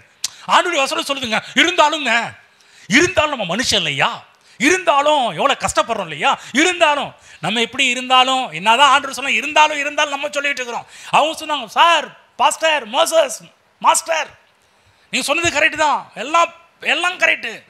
ஆனாலும் அந்த தேசத்தில் குடியிருக்கிற ஜனங்கள் பலவான்கள், பட்டணங்கள் அரண்மைப்பானவைகள், மிகவும் பெரியவைகளுமாய் இருக்கிறது. அங்கே ஏனாக்கின் குமாரரையும் கண்டோம். கவனமா தேவ பிள்ளைகளை கேளுங்க. எப்போதுமே தேவனுடைய வார்த்தை சொன்னா நம்ம இருந்தாலும் ஆனாலும் போடக்கூடாது, ஆமென் தான் போடணும். சொல்றது உங்களுக்கு புரியுதுங்களா? எப்போதுமே நம்ம வாயை திறந்து இருந்தாலுங்க பார்க்கலாம் அப்படிலாம் கிடையாது. தேவனுடைய வார்த்தை உங்களுக்கு ஒன்று வரும் என்றால், நம்ம சொல்ற ஒரு வார்த்தை என்னவாக இருக்கும் என்றால் ஆமென், அது அப்படியே என்னுடைய வாழ்விலே நடப்பதாக, அது அப்படியே என்னுடைய வாழ்விலே ஆவதாக. புரியுதுங்களா? ஆனாலும் என்று போட்டுட்டு தப்பான வார்த்தைகள்லாம் பேச ஆரம்பிக்கிறாங்க. நீங்க என்னைக்கெல்லாம் இப்படிப்பட்ட வார்த்தையில போடுறீங்களோ அப்பெல்லாம் அடுத்தது வரக்கூடிய வார்த்தையே தப்பான வார்த்தையாக தான் இருக்கும். இருந்தாலும் பிரதர் நல்லா தான் இருக்குதுங்க, தேவனுடைய வார்த்தை நல்லா தான் இருக்குதுங்க, தேவன் நல்லா தாங்க இருக்கிறாரு, இருந்தாலும் அப்படின்னு நீங்கள் இழுத்துட்டாலே நல்லா கவனிங்க, அடுத்தது வரக்கூடிய வார்த்தை தப்பான வார்த்தையாக தான் இருக்கும். ஆகவே நல்லா புரிஞ்சுக்கங்க, தேவனுடைய வார்த்தை ஒன்று வந்துச்சுன்னா அதுக்கு ஆமேன் தவிர வேற எதையும் போடக்கூடாது. புரிஞ்சுங்களா? தேவன் ஒரு வார்த்தை சொல்லியிருப்பாருன்னா இப்படி இழுக்கக்கூடாது. என்ன பண்ணுறது, நம்ம அந்த மாதிரிலாம் பேசக்கூடாது பாருங்க. தப்பான வார்த்தையில் பேசுனாங்க. அது மட்டும் இல்லை, இவங்க பேசின வார்த்தை அங்கே 33, அங்கே ராட்சத பிரபையான ஏனாக்கின் குமாரராகிய ராட்சதரையும் கண்டோம், நாங்கள் எங்கள் பார்வைக்கு வெட்டுக்கிளிகளைப் போல இருந்தோம். இதை சொன்னால் கூட பரவாயில்ல, அவர்கள் பார்வையிலும் நாங்கள் அப்படியே இருந்தோம் என்று சொல்லி இப்படி இஸ்ரவேல் புத்திரருக்குள்ளே தாங்கள் சுற்றி பார்த்து வந்த தேசத்தை குறித்து துர்ச்செய்தி பரம்ப செய்தார்கள். இவன் வெட்டிக்கிளி சொன்னா கூட பரவாயில்ல, அவங்க பார்வையில் நாங்கள் அப்படிதான் இருந்தோம். அவன் சொன்னான நீ வெட்டிக்கிளின்னு. சில நேரத்தில் நம்ம கிறிஸ்தவ வாழ்க்கையில் யாருமே நம்ம போய் சொல்லியிருக்க மாட்டாங்க. நம்ம ஒரு கற்பனை பண்ணிட்டு ஒருவேளை அவங்க சொல்லியிருந்தா, ஒருவேளை இவன் நம்ம சொல்லுவோம், ஒருவேளை அவன் நினைச்சிருப்பான் பிரதர், ஒருவேளை அவன் இப்படி நம்ம சொல்ல மாட்டோம் நினைச்சிருப்பான். என்னைக்கு நல்லா கவனமாக கேளுங்க, ஒருவேளை அவன் நினைச்சா கூட நீங்கள் வாயை திறந்து பேசினாதான் அது கன்ஃபார்ம் பண்ணப்படும். நல்லா புரிஞ்சுக்கிங்க, நல்லா புரிஞ்சுக்கிங்க. ஒருவேளை உங்களை குறித்து வேற யார் என்ன நினைச்சாலும் என்ன பேசினாலும் அதை உங்கள் வாயை திறந்து பேசி கையெழுத்து போட்டுறாதீங்க. நீங்கள் என்னைக்கு உங்கள் வாயை திறந்து பேசுகிறீர்களோ அன்றைக்கு நீங்கள் உங்கள் வாழ்க்கையில் அவைகள் நடக்கட்டும் என்று நீங்கள் கையெழுத்து போடுவதற்கு அது சமம் என்பதை புரிந்து கொள்ளுங்கள். வேற யார் என்னாலும் பேசலாம், அது நான் கிடையாது. நம்ம என்ன அப்போ தான் நமக்கு உருன்னு கோவம் வரும் பாருங்க, அது நமக்கு நான் கிடையாது. என்னையே தேவன் இப்படி வச்சிருக்கிறார், நான் இப்படி தான், என் தேவன் இப்படி தான் என்னை வடிவமைத்திருக்கிறார், நான் இப்படி தான் இருப்பேன். திரும்ப சொல்கிறேன், யார் உங்களை குறித்து எது பேசினாலும் அதை உங்கள் வாயை திறந்து பேசி, சில பேர்லாம் ஒரு வார்த்தை சொன்னால் கூட திரும்ப அதே சொல்லிட்டு இருப்பாங்க, இப்படி சொல்லிட்டாங்க. திரும்ப சொல்கிறேன், நீங்கள் நிறைய கையெழுத்தை போடுறீங்க, இந்த பத்திரத்தில் எல்லா பக்கத்துலையும் கையெழுத்து போடுற மாதிரி நீங்கள் என்ன பண்ணுறீங்க, எல்லா பக்கத்துலையும் கையெழுத்து போட்டுட்டு வரீங்க, இதில் சாட்சி கையெழுத்து வேற போடுறீங்க.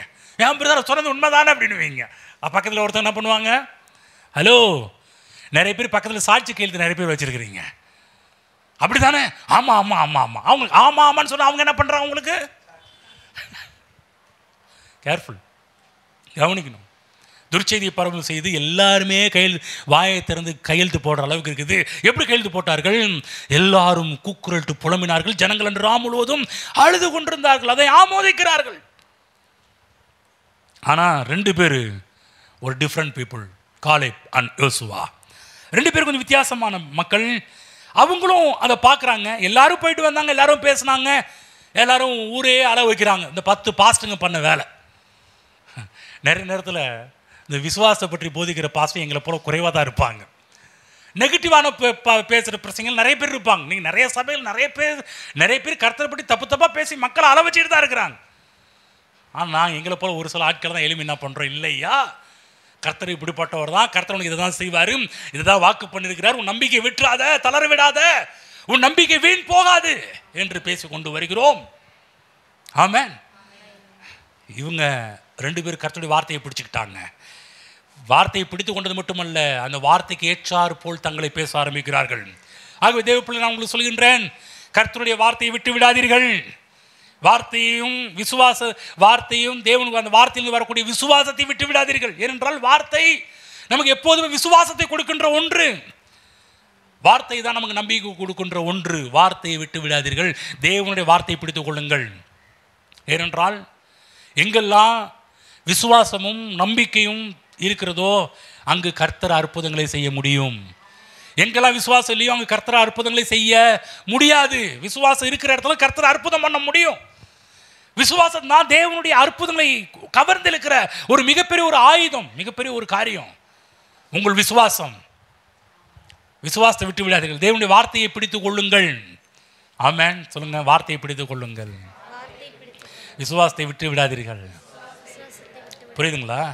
கடைக்கு போகிறீங்க, கடைக்கு போகும்போது ஒரு லிஸ்ட் எழுதி போகலாம், இல்லை வாயிலாவது சொல்லலாம். என்ன தான் சொன்னாலும் உடனே அவன் கொடுப்பான், நீங்கள் எடுத்துகிட்டு போவீங்கன்னு கிடையாது. என்னையாவது நடந்திருக்குதா? கடைக்கு போய் நீங்கள் சொன்னாங்கன்னா வாங்கிட்டு அப்படியே பேசாமல் வந்து நீங்கள் நினைக்கிறீங்களா? என்ன தான் பொருளை கொடுத்தாலும் பில்லு போட்டாலும் லாஸ்ட்டில் என்ன கொடுக்கணும்? பணம் கொடுக்கணும். பணம் கொடுக்காம ஒரு பொருள் அங்கேருந்து வெளியே வராது. எந்த மாலுக்கு போனாலும் வெளியே வரும்போது பில்லை காமியா? பில் என்ன? நம்ம காசு கொடுத்து வாங்கியிருக்கிறோன்றதுக்கு அத்தாட்சி. அவன் சீல் வச்சு அனுப்புனது நம்ம வெளியே பொருளை கொண்டு வர முடியும். ஏமாற்ற முடியாது, திருட முடியாது, பிடுங்க முடியாது, பறிக்க முடியாது, அங்கே ஒன்றுமே பண்ண முடியாது. புரியுதா? எப்படி ஒரு பொருள், ஒரு கடைக்கு போய் பணம் கொடுத்தா தான் பொருளை வாங்க முடியுமோ, சேம் அதே தான். தேவன்கிட்ட எந்த காரியத்தை வாங்கினாலும் அதுக்கும் பணம் அவசியம். என்ன பணம்? ஃபெய்த்து, விசுவாசம் என்பது ஒரு பணம். ஸ்பிரிச்சுவல் வேர்ல்டில், ஆவிக்குரிய உலகத்தில் விசுவாசம் என்பது ஒரு மணி, ஒரு விசுவாசம் என்பது ஒரு பணம். இந்த பணத்தை கொடுக்காம ஆவிக்குரிய உலகத்தில் எந்த பொருளையும் எடுக்க முடியாது. எப்படி இந்த பார்க்கின்ற உலகத்தில் பணத்தை கொடுத்து ஒரு பொருள், இந்த உலகத்தில் எந்த ஒரு பொருள் வாங்கினாலும் பணம் இல்லாமல் வேலைக்கு ஆகாது. புரியுதா உங்களுக்கு? பணம் இல்லாமல் இதை வாங்கிட்டு வரீங்களா? ஏதாவது நீங்கள் மட்டன் எடுத்துட்டீங்க, மீன் எடுத்தீங்க இல்லைங்களா? பணம் இல்லாமல் கொடுத்தாங்களா? தோத்திரம் பிரதர். எங்கள் ஆண்டவர் இயேசு அவர் தான் உலகத்தை படைத்தவர். பைபிளில் போடப்பட்டிருக்குது. என்னது? காற்றில் அலைகின்ற மிருகஜீவன்கள்லாம் என்னுடைய சொல்லியிருக்கிறாரு.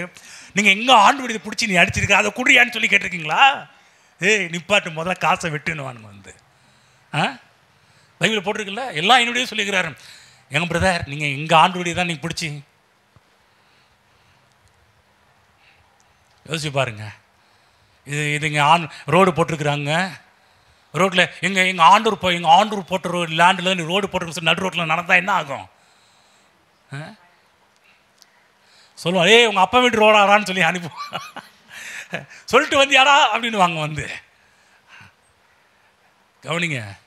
திரும்ப சொல்கிறேன்,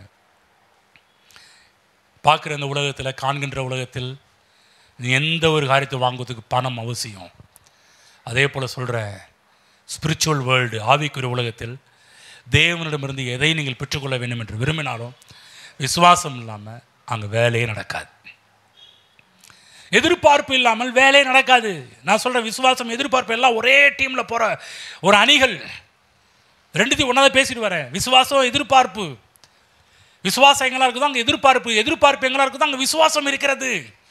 எதிர்பார்ப்பை கர்த்தர் மீது வையுங்கள், உங்கள் நம்பிக்கை வீண் போகாது. கர்த்தர் சொல்கிறாரு, தேவன் சொல்கிறாரு, நீ வந்து ஏன்றது எதாவது எடுத்துக்கணுமா, முதல்ல விசுவாசம் கொடு, நான் ஏன்ட்டு இருக்கிறத கொடுக்குறேன்னு வந்து பக்கம் சொல்லுங்கள், விசுவாசத்தை கொடுங்கள், தேவனுடையதை எடுத்துக்கொள்ளுங்கள். ஆமென். ஆகவே விசுவாசம் ரொம்ப முக்கியம், எதிர்பார்ப்பு ரொம்ப ரொம்ப முக்கியம். 2 பேர் சொன்னாங்க. என்ன சொல்கிறாங்கன்னா, 13ஆம் அதிகாரம், மன்னிக்கவும் 13ல் கர்த்தர் நம்மோடு இருப்பார் என்றால் ஒரு வார்த்தை வருமே, 14:8. ஓகே, 14:8. 14:9 14:9 படிக்கிறேன். கர்த்தர் நம்மேல் பிரியமாக இருந்தால் அந்த தேசத்தில் நம்மை கொண்டு போய் பாலும் தேனும் முடிகிற அந்த தேசத்தில் தேசத்தை நமக்கு கொடுப்பார். கர்த்தருக்கு விரோதமாக மாத்திரம் கலங்கம் பண்ணாதீர்கள். அந்த தேசத்திலே ஜனங்களுக்கு நீங்கள் பயப்பட வேண்டியதில்லை. அவர்கள் நமக்கு இரையாவார்கள். அவர்களை காத்த நிழல் அவர்களை விட்டு விலகி போயிட்டு கர்த்தர் நம்மோடே இருக்கிறார், அவர்களுக்கு பயப்பட வேண்டியது இல்லை என்றார்கள். 2 பேர் பேசுகிற பேச்சு சொல்கிறாங்க. கர்த்தர் நம்மோடு இருக்கிறார். பக்கத்தில் சொல்லுங்கள், கர்த்தர் என்னோடு இருக்கிறார். சொல்லுங்கள், உங்களுக்கு ஒரு சீக்ரெட் சொல்லட்டுமா? சொல்லுங்கள், பக்கத்தில் சொல்லுங்கள், உங்களுக்கு ஒரு ரகசியம் சொல்லட்டுமா? கர்த்தர் என் கூட இருக்கிறாருங்க. ஆமென். என்ன ரகசியம்னு சொல்லிட்டு அப்பட்டமாக அப்படியே வெளியே பிறகாம, எஸ், ஆமாம், எவ்வளோ பெரிய விஷயம் தெரியுங்களா?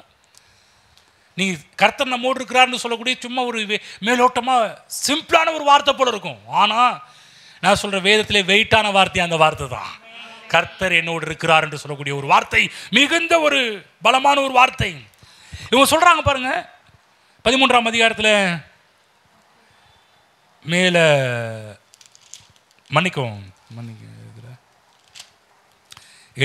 13:30 அப்பொழுது காலே மோசேக்கு முன்பாக ஜனங்களை அமர்த்தி, நாம் உடனே போய் அதை சுதந்திரித்துக் கொள்வோம், நாம் அதை எளிதாய் ஜெயித்துக் கொள்ளலாம் என்றார்கள். எல்லாரும் ஹார்டு, எல்லாரும் பேசுவாங்க, முடியாதுங்க, கஷ்டங்க, அப்படிங்க இப்படிங்கன்னு பேசுறாங்க. நம்ம ஆளு காலேப்பு அவர் பெரிய மேட்டர் இல்லைங்க, ஈஸியாக சுதந்திரிக்கலாம். சொல்லுங்க, சுலபமா. விசுவாசம் இருந்துச்சுன்னா, எப்போதுமே காசு இருந்துச்சுன்னா தைரியமாக போவீங்க. எந்த ஒரு கடைக்கும் காசு தான் தைரியம். காசு எல்லாம் போவீங்களா? வீட்டை விட்டு வெளியே வர மாட்டோம். ஏன் வெளியே வர மாட்டோம்? காசு இல்லை, அப்புறம் எப்படி வெளியே போய் வாங்க முடியும்? காசு இருந்தால் எந்த கடைக்கு வேணாலும் போகலாம். இப்போ இவர் சொல்கிறாரு, எளிதாய் ஜெயிக்கலாம். எப்படி சொல்கிறாருன்னா, ஒன்றும் இல்லை, இங்கே எதிர்பார்ப்பை கர்த்தர் மேலே வச்சிருக்கிறோம். கர்த்தர் எங்களோடு இருக்கிறார். கர்த்தர் எங்களோடு இருக்கிறவர்களும் நாம் எளிதாய் ஜெயிக்க முடியும். சொல்லுங்க, எளிதாய் ஜெயிக்கலாம், சுலபமாக பெற்றுக்கொள்ளலாம். ஆமென். நான் சொல்கிறேன், பெரிய சவாலாக இருந்தாலும் கர்த்தரை நம்புகிற நமக்கு அவைகள் ஈஸியாக மாறிவிடும். புரியுதுங்களா? ரொம்ப ஹார்டாக நினைக்காதீங்க, ரொம்ப கஷ்டம் நினைக்காதீங்க. கர்த்தரை நம்புகிற உங்களுக்கு எல்லாம் ஈஸியாக இருக்கும். குடும்ப பிரச்சனை எளிதாய் மாறும். வேலையில் ஏற்படுற பிரச்சனைகளை எளிதாய் ஜெயிக்கலாம். கடன் பிரச்சனை எளிதாய் ஜெயிக்கலாம். நீங்கள் சொல்கிறதெல்லாம் பார்த்தீங்கன்னா, உங்களுக்கு அது பெருசாக தோன்றும். நீங்கள் அது பெருசாக பார்க்க இன்னும் பெருசாகிட்டு தான் இருக்கும். அது வளரும். ஆனால் தேவனை பெரிதாக பார்க்க தேவன் பெரிதாக உங்கள் மனதில் வளர ஆரம்பிப்பார். புரியுதுல என்ன சொல்கிறோன்னே? என்ன 14ஆம் அதிகாரம் போங்க. 14ஆம் அதிகாரம் 28ஆம் வசனத்தை நம்ம எல்லாரும் சேர்ந்து படிப்போம்.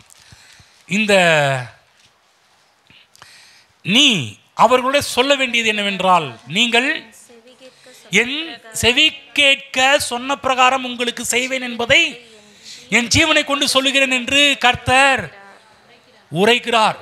கவனமாக கேளுங்க தேவ பிள்ளைகளே, ஒரு காரியம் சொல்கிறேன். நீங்கள் என் செவி கேட்க சொன்ன பிரகாரம் உங்களுக்கு செய்வேன். நீங்கள் என் செவி கேட்க சொன்ன பிரகாரம் உங்களுக்கு செய்வேன். திரும்ப சொல்கிறேன், 2 விஷயமும் நெகட்டிவாக இருக்கட்டும், பாசிட்டிவாக இருக்கட்டும், நீங்கள் தேவனுடைய செவி கேட்க சொன்ன விஷயங்கள் அது அப்படியே நிறைவேறும். ஆமென். புரிஞ்சுங்களா? இப்போ இஸ்ரவேல் ஜனங்கள் இந்த 2 பேரை தவிர மீதி எல்லா பேரும் தப்பாக பேசுனாங்க. அது அவங்களுக்கே அப்படியே நிறைவேறினது. 2 ஆளு காலேப் யோசுவா, அவங்க என்ன சொன்னார்களோ அதே போல் அவர்களுக்கும் அப்படியே நிறைவேறினது. கானான் தேசத்தை 2 பேர் தான் சுதந்திரிச்சாங்க, வேற யாரும் இல்லை. கிளம்பின எல்லா பீப்புள்ஸும் எல்லா மக்களும் இறந்து போனார்கள் வனாந்திரத்தில். அடுத்த தலைமுறை தான் கானானுக்குள்ளே போச்சு. அந்த தலைமுறையோட பெரிய பாஸ் 2 பேர் வராங்க. விசுவாச வார்த்தையில் பேசின தலைவர்கள் 2 பேர் உள்ள நுழைகிறாங்க, காலேப் மற்றும் யோசுவா. ஆமென். உங்களுக்கு ஒரு சீக்ரெட் விஷயம் சொல்கிறேன். இந்த வசனத்திலிருந்து தேவன் சொல்கிற காரியம், நீ அவர்களும் சொல்ல வேண்டியது என்னவென்றால், கர்த்தர் சொல்கிறாரு மோசேயை பார்த்து, இந்த விஷயத்தை நோட் பண்ணுப்பா, இந்த விஷயத்தை நீ அவங்கள்ட்ட போய் சொல்லிடு. என்ன சொல்லிருன்னா, நீ அவர்களோடு சொல்ல வேண்டியது என்னவென்றால், நீங்கள் என் செவி கேட்க சொன்ன பிரகாரம் உங்களுக்கு செய்வேன் என்பதை என் ஜீவனை கொண்டு உரைக்கிறேன் சொல்லுகிறேன், ஜீவனை கொண்டு சொல்லுகிறேன் என்று கர்த்தர் உரைக்கிறார். ஆமென். நீ கர்த்தர் சொல்கிறாரு, தேவனுடைய வார்த்தையிலிருந்து தேவன் செவி கேட்க பேசுங்க. நீ கேட்கலாங்க, அவருக்கு தெரியாதா? அவருக்கு தெரியும் எல்லாமே. அவர் ஏன் பேச சொல்கிறாருன்னா, உனக்கு தெரியுதா? நிறைய நேரத்தில் அவருக்கெல்லாம் தெரியுங்க பிரதர், அவர் பார்த்துக்குவாருங்க. ரைட்டு, அவருக்கெல்லாம் தெரியும். அவருக்கு தெரியுன்றது உனக்கு தெரியுமா? அவர்கிட்ட இருக்குதுன்னு உனக்கு தெரியுமா? அவர்கிட்ட கேட்டால் கிடைக்கணும் உனக்கு தெரியுமா? உன் விசுவாசத்தினால் நீ விசுவாசத்தால் தேவனுடைய மகிமையை காண்பா என்று உனக்கு தெரியுமா? நான் செய்வேன்ப்பா, நான் செய்வேன்னு உனக்கு தெரியுமா? பக்கத்தில் கர்த்தர் செய்வார்னு தெரியுங்களா? ஆமென். தெரிஞ்சுச்சுன்னா நிச்சயம் உங்களுக்கு நடக்கும்.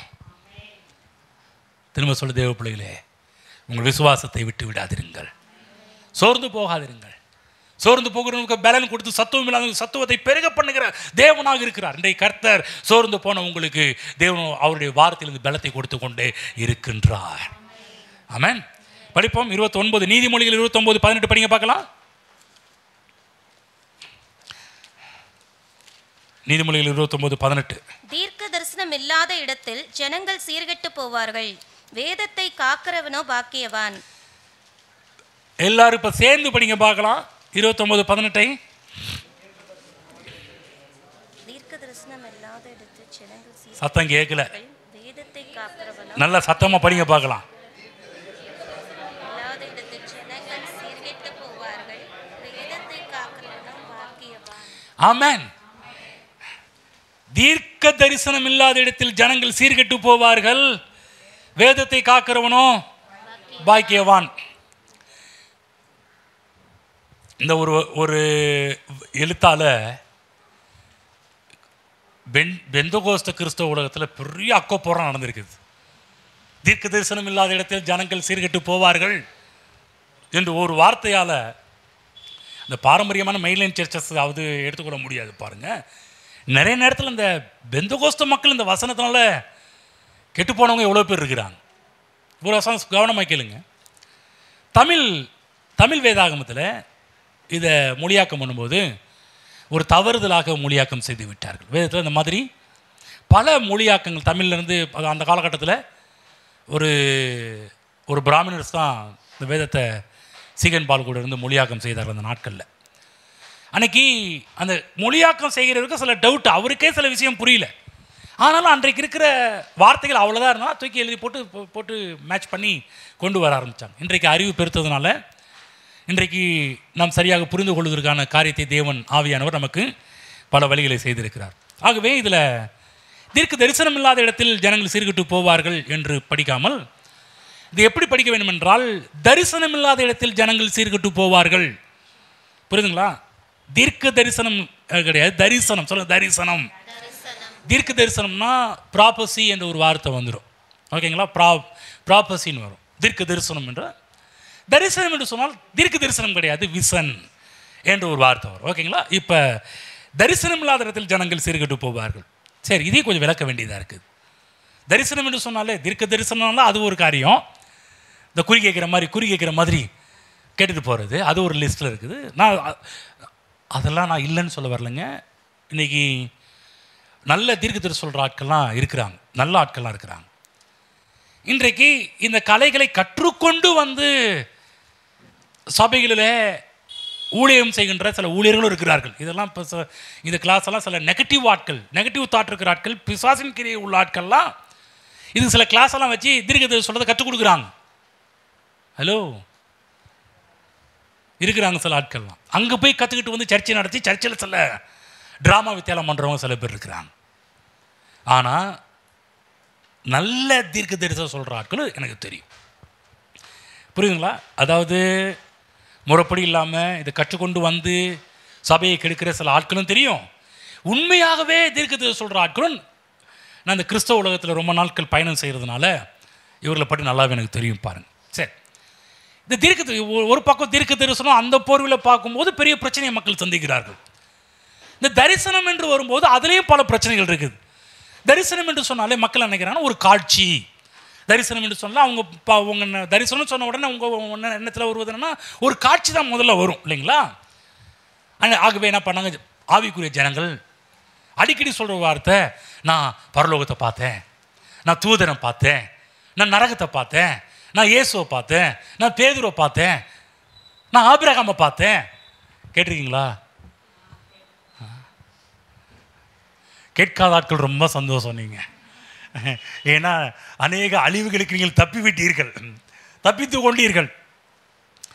அநேக நேரத்தில் பாருங்கள், இப்படியே இதை பார்த்தேன் அதை பார்த்தேன். அநேக நேரத்தில் மக்கள் தரிசனம் என்று சொன்னால் இது மட்டும்தான் நினச்சிட்டு இருக்கிறாங்க. ஏதோ ஒரு காட்சி பார்த்தாங்க, ஆகவே நான் ஒரு தரிசனம் பார்த்தேன் அப்படின்னு வாங்க பாருங்க.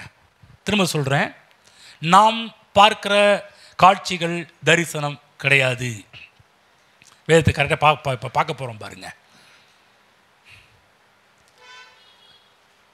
ஒரு அம்மா அப்படி தான் பாருங்கள், ஒரு சபையில் எழுமி நின்று சாட்சி சொல்ல ஆரம்பித்தாங்க பாருங்க.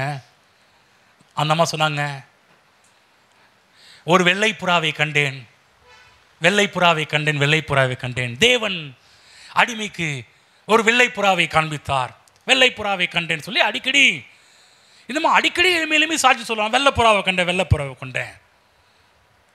அப்போ சர்ச்சில் நல்ல ஒரு ஹை பொசிஷனில் இருக்கிற பேங்க் மேனேஜர் அவர் ஒரு ஜெபம் பண்ணாராம், ஆண்டவரே இந்த அம்மாவுக்கு ஒரு வெள்ளை புறாவை அடிக்கடி காமித்து கொண்டே இருக்கிறீர், எனக்கு வெள்ளை புறாவெல்லாம் வேண்டாம், ஒரு கருப்பு காக்காவையாவது காமிங்க ஆண்டவரே. யோசிச்சு பாருங்க, அந்த அம்மாவுக்கு மட்டும் வெள்ளை புறாவை காமிக்கிறீரேன், எனக்கு ஒரு கருப்பு காக்கையாவது காமிக்க வேண்டாமா நீர் என்று சொல்லி இவருடைய ஒரு ஆதங்கமும் பாருங்க. திரும்ப சொல்கிறேன், மக்கள் பார்க்கிற இந்த காட்சிகள் கூட தரிசனம் அல்ல. இது திரும்ப சொன்னால் வேதம் காண்பிக்கிற தரிசனம் அல்ல. தரிசனம்னு சொன்னால் ஒரு பார்வைன்னு சொல்லுவாங்க, ஒரு காட்சி பார்க்குறதுன்னு சொல்லுவாங்க. ஆனால் இந்த இடத்துல சொல்லப்படுற தரிசனம் தீர்க்க தரிசனம் அல்லது தரிசனம் என்று சொல்லக்கூடிய ஒரு வார்த்தை, இப்போ நான் சொன்ன பாருங்க, இதன் அடிப்படையில் வரக்கூடிய ஒரு காரியம். வேதம் காட்டுகின்ற தரிசனம் இது அல்ல. நிறைய ஆவிக்குரிய மக்கள் இப்படி தான் பாருங்க, சொப்பனம் கண்டேன், அது கண்டேன், இது கண்டேன் என்று சொல்லி மக்கள் தடம் புரண்டு போய் கொண்டிருக்கிறார்கள்.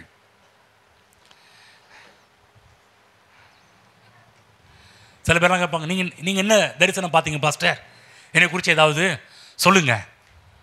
நிறைய பேர் பாருங்க, நான் சேலத்துக்கு வந்த புதுசில் ஜெபம்ன்ட்டு வெளியே கிளம்பல, கர்த்தர் அடியனை குறித்து உங்களுக்கு என்ன சொன்னார் கொஞ்சம் சொல்லுங்கள் அப்படின்னு வாங்குவாங்க.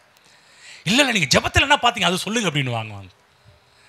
நான் சொல்ல, ஜெபத்தை நல்லாவே பார்த்தேங்க, உங்களை குறித்து தேவன் சொன்ன வார்த்தைகளை தான் நிறைய பார்த்தேன், அதுதான் உங்களுக்கு ஜெபத்தில் ஜெபமாகவே பேசியிருக்கிறேன், நீங்கள் இதில் கவனம் செலுத்தினாலே போதும்.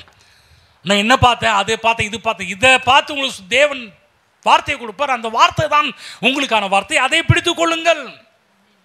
ஓகேங்களா? அப்போ நல்ல கவனமாக, வேதம் சொல்கிற தரிசனம் இந்த இடத்துல சொல்லப்பட்ட வேதம் சொல்கிற தரிசனம் வேறு. ஆகவே மற்ற மொழிபெயர்ப்புகள் இதை பற்றி என்ன, இந்த வசனத்தை குறித்து 2 மொழிபெயர்ப்புகளை பற்றி சொல்கிறேன். நிறைய மொழிபெயர்ப்புகள் இந்த 2 மொழிபெயர்ப்புக்கு சாதகமாக தான் மற்ற மொழிபெயர்ப்புகள் எல்லாம் பேசியிருக்குது. நான் அதிகமாக பேசப்பட்ட ஒரு 2 மொழிபெயர்ப்புகளை காண்பிக்கிறேன். முதலாவது ஆம்பிளிஃபைட் பைபிள். இது நல்ல எல்லா ஊழியர்களும் எல்லா விசுவாசிகளும் பயன்படுத்தப்படுற ஒரு அருமையான ஒரு வேத பதிப்பு ஆம்பிளிஃபைட் பைபிள். நல்லாயிருக்கும். இந்த ஆம்பிளிஃபைட் குடும்பம் என்ன பண்ணுறாங்கன்னா, சில வார்த்தைகள் ப்ராக்கெட்டில் போடுவாங்க, சில காரியம் போட்டாலும் கீழே பார்த்தீங்கன்னா அவங்க ஃபுட்நோட்ஸ் ப்ராக்கெட்டில் போட்டு அதுக்கான டெஃபினேஷன் கொடுப்பாங்க. ரொம்ப நல்லாயிருக்கும். நீங்கள் நிறைய ரெஃபர் பண்ணி படிக்க தேவையில்லை. அந்த இருக்கிற ஒருவேளை நீங்கள் படிக்க தெரியலனா, அதாவது ஆங்கில நாலேஜ் ரொம்ப இல்லைனா கூட டிக்ஷனரி, நம்ம இன்றைக்கெல்லாம் வீட்டில் எல்லா செல்ஃபோன்லேயும் கூகுள் டிரான்ஸ்லேட் இருக்குது, அது நீங்கள் போட்டாலே அந்த ஆங்கிலத்தில் இந்த பக்கம் போட்டாலே அந்த பக்கம் தமிழில் ஈஸியாக இன்றைக்கெல்லாம் ரொம்ப டெவலப்மெண்ட் நிறைய வந்துருச்சு. ஈஸியாக இன்றைக்கெல்லாம் ஆங்கில பைபிள் படிக்கிறது ரொம்ப கஷ்டம் கிடையாது. நீங்கள் ஆண்ட்ராய்ட் ஃபோன் வச்சுருக்கிறவங்க, நெட்டு வச்சுருக்கவங்க ஈஸியாக என்ன பண்ணலாம்னா டைப் பண்ணி இந்த பக்கம் இங்கிலீஷ் படிங்க, இந்த பக்கம் தமிழில் மொழியாக்கம் செய்து கொடுத்து விடும். அந்தளவுக்கு இன்றைக்கு டெக்னாலஜி வளர்ந்துருக்குது.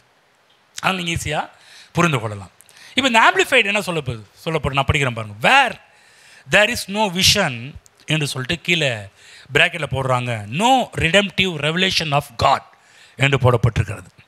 The people perish. கவனமாக கேளுங்க, ஆம்பிளிஃபைடு போடப்பட்டிருக்குதா? என்ன சொல்கிறாங்க தமிழில் சொல்ல போனால், எங்கே தேவனை குறித்தும் தேவனுடைய வார்த்தையை குறித்தும் வெளிப்பாடு இல்லையோ அங்கே ஜனங்கள் சீர்கெட்டு போவார்கள். அப்போ தரிசனம் என்றால் ஆம்பிளிஃபைட் அந்த வீட்டார் அந்த குடும்பத்தார் எதை சொல்கிறாங்க, தேவனை குறித்தும் தேவனுடைய வார்த்தையை குறித்தும் உண்டாகின்ற வெளிப்பாடு என்று எழுதி வைத்திருக்கிறார்கள். சரி, இன்னொரு டிரான்ஸ்லேட். நமக்கு எப்போதுமே 2 சாட்சி தேவை இல்லைங்களா? ஆகவே 2 சாட்சியை மட்டும் சொல்கிறேன். நிறைய சாட்சி, நிறைய மற்ற டிரான்ஸ்லேட்டும் இதை பேஸ் பண்ணி தான் அவங்க டிரான்ஸ்லேட் பண்ணுறாங்க.